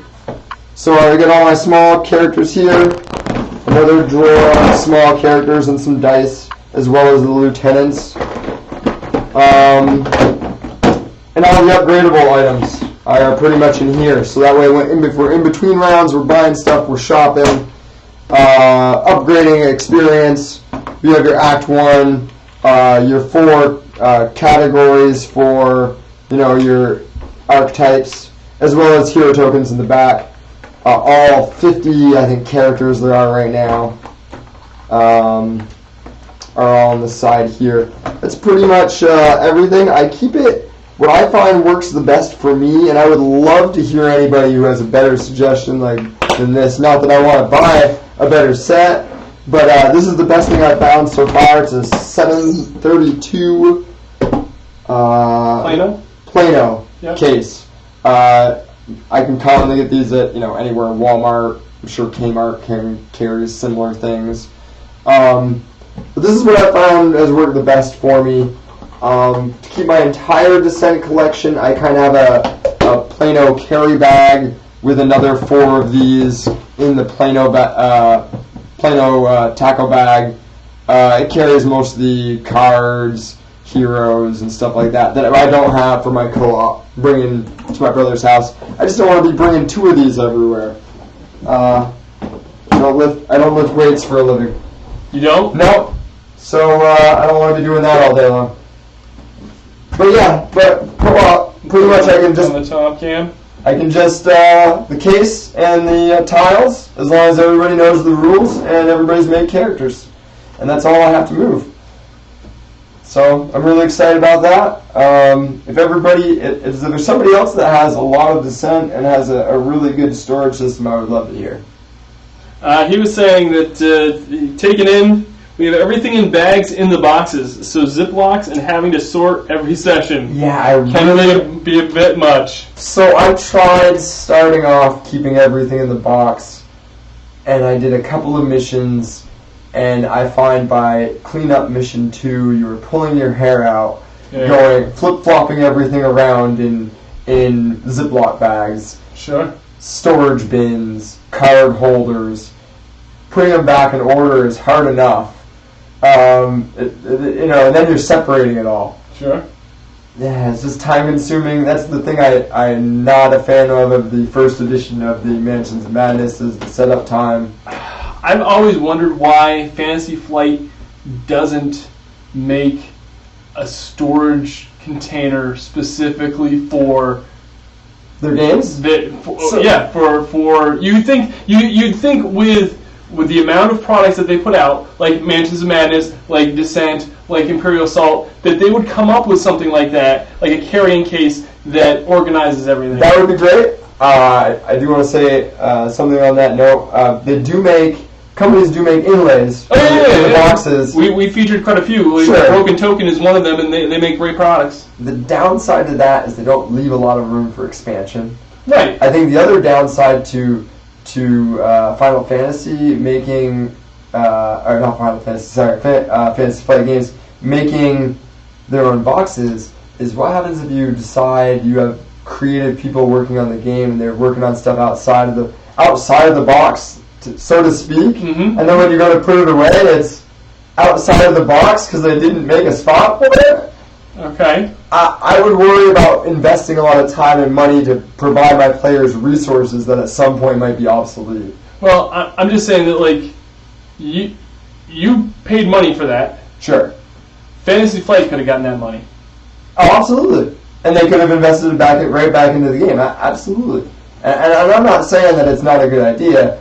I'm just saying that they'd want it to be kind of slightly, I don't want to say universal, but they'd want to have it be maybe even add-onable. I think, if they could make a case, at this point they could make a case for Descent and for Imperial Assault. Yeah. Well, Imperial Assault's just making stuff out of stuff. Pretty much, you could make the same case and it would probably fit both systems. Mm-hmm. And the cool thing is you could make like an inlay, like a replaceable inlay. So if you wanted to put like the Imperial Assault thing in the case, so that this is your Imperial Assault case, or so you buy one case, but you could put like an inlay so it differentiates between Imperial Assault and. Let me ask you something silly. But there again, it's licensing issues, and I don't know. And I know there are many complications with even suggesting this. Okay. What happens if you were to combine Imperial Assault and Descent? Yeah. And make it more universal. It could have so much stuff. I don't want to. And I know that's a lot. I mean, I wouldn't necessarily want to do it, but be able to have interchangeable gameplay would be fun. Okay, let's see here. With Mansions of Madness, we can always set it up beforehand, so when people show up to the game, it's already set up. Although with second edition, it doesn't need any pretty much setup. It has you set it up as you play. But yeah, Mansions is a beast of a game to set up and put back. It is. Yeah. Well, I have a separate storage system for my Mansions of Madness in the box. Oh, do you really? But yeah, I have everything sorted kind of like this. That's one of the issues that I have with a lot of these type of miniature / board games. Zombicide's a lot like that. Arcadia Quest, which I love. Arcadia Quest is probably my top. This is in my top 5. Arcadia Quest is probably in my top 3 of games that play, if not, my top 2. Arcadia Quest, the major downside with Arcadia Quest is the setup and takedown of Arcadia Quest. I'd probably say that given from what I've seen, I enjoy Imperial Assault probably this much more. You do like Imperial Assault more? Yeah. But, I mean, it's hard. I need to play more, too. Yeah. I don't have any...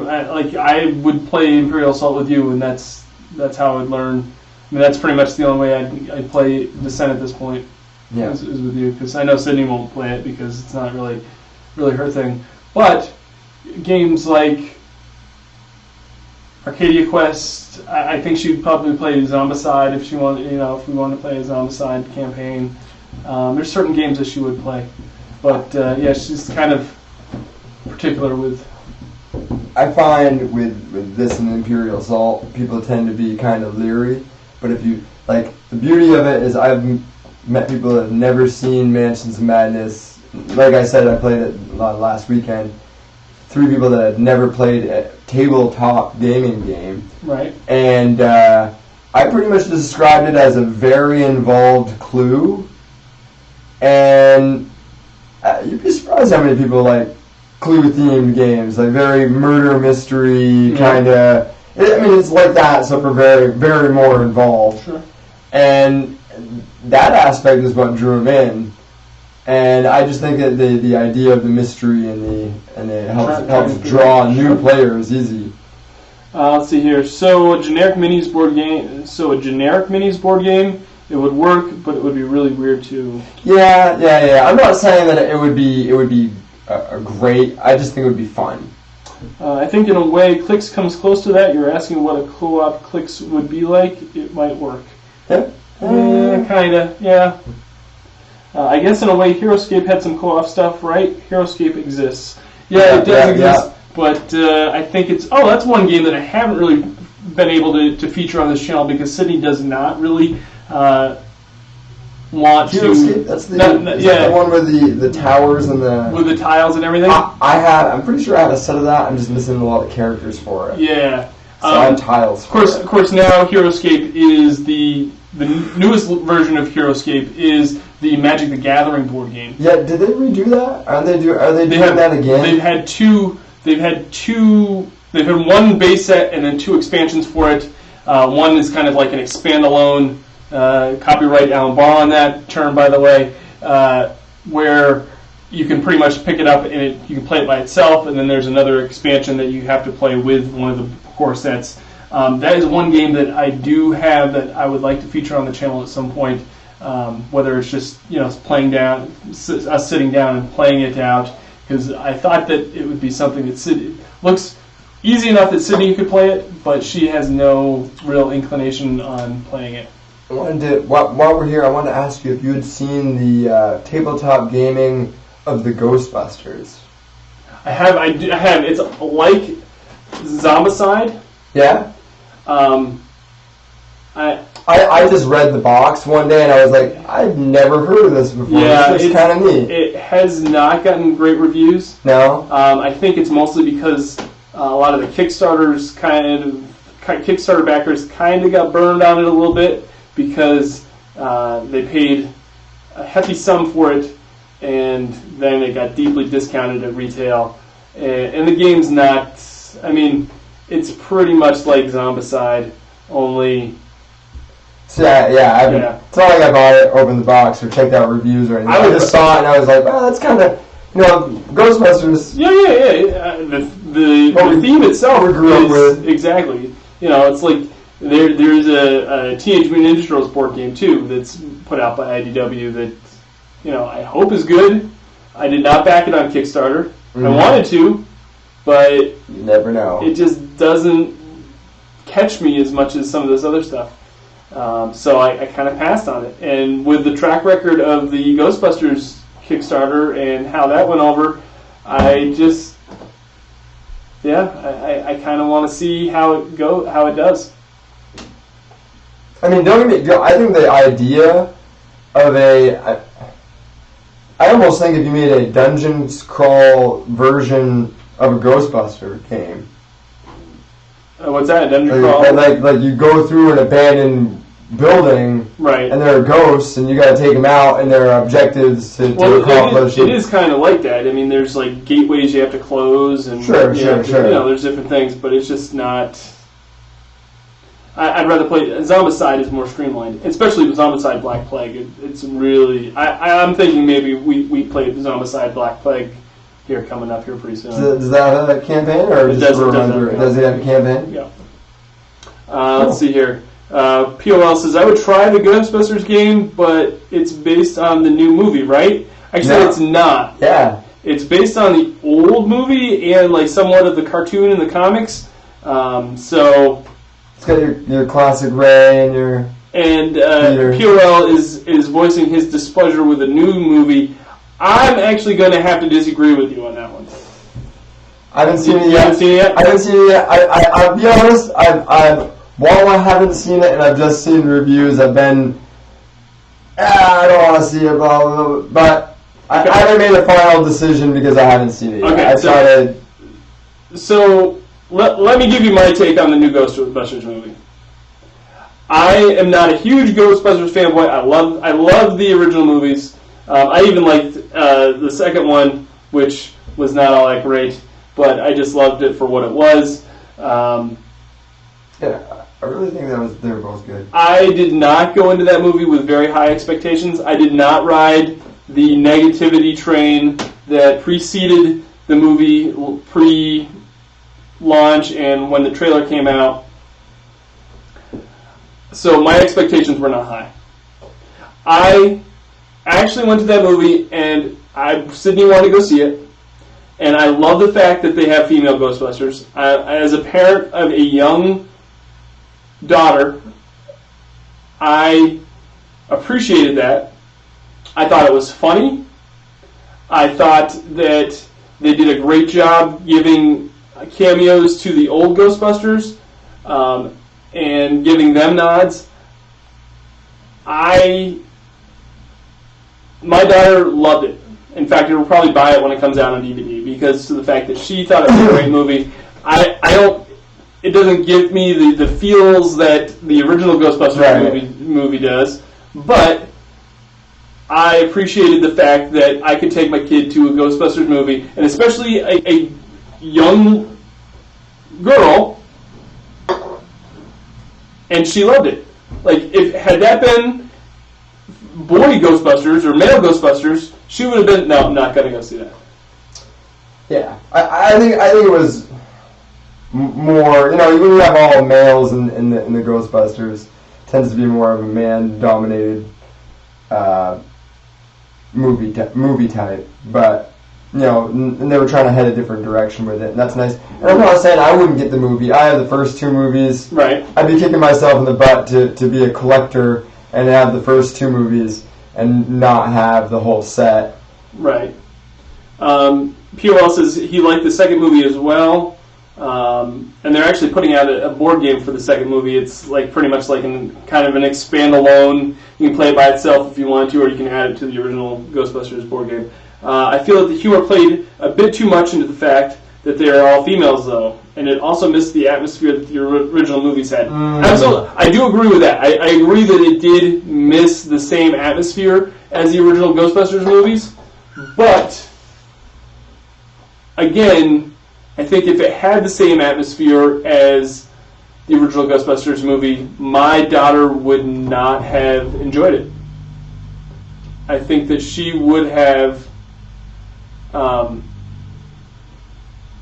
just said, okay, yeah, all right. I mean, I've taken her to the Teenage Mutant Ninja Turtles movies, and don't even get me started on those.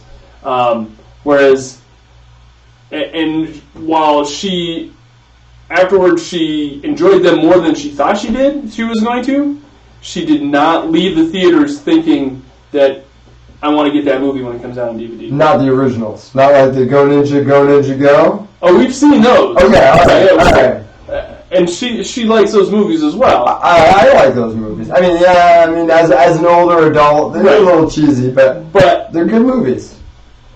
The newer movies with the Teenage Mutant Ninja Turtles didn't hit her like the new Ghostbuster movie did. And I think that's because of the fact that it was female and it was funny in a lot of more spots, and it just kind of hit her in certain areas that she could relate to. And the thing is, like, I think that's how they went about that Ghostbusters movie. They didn't look at it as saying, okay, we're going to make this movie for 40-year-old guys who, have that nostalgia for, right. And they kind of gave us little pieces of that with the cameos and everything, but their target audience was like, okay, we're going to go for kids, we're going to go for, kind of male and females. We want to make sure that the females come to this movie, so we're going to make it all female, we're going to make it more funny, we're going to try to make it, we're going to cast this net out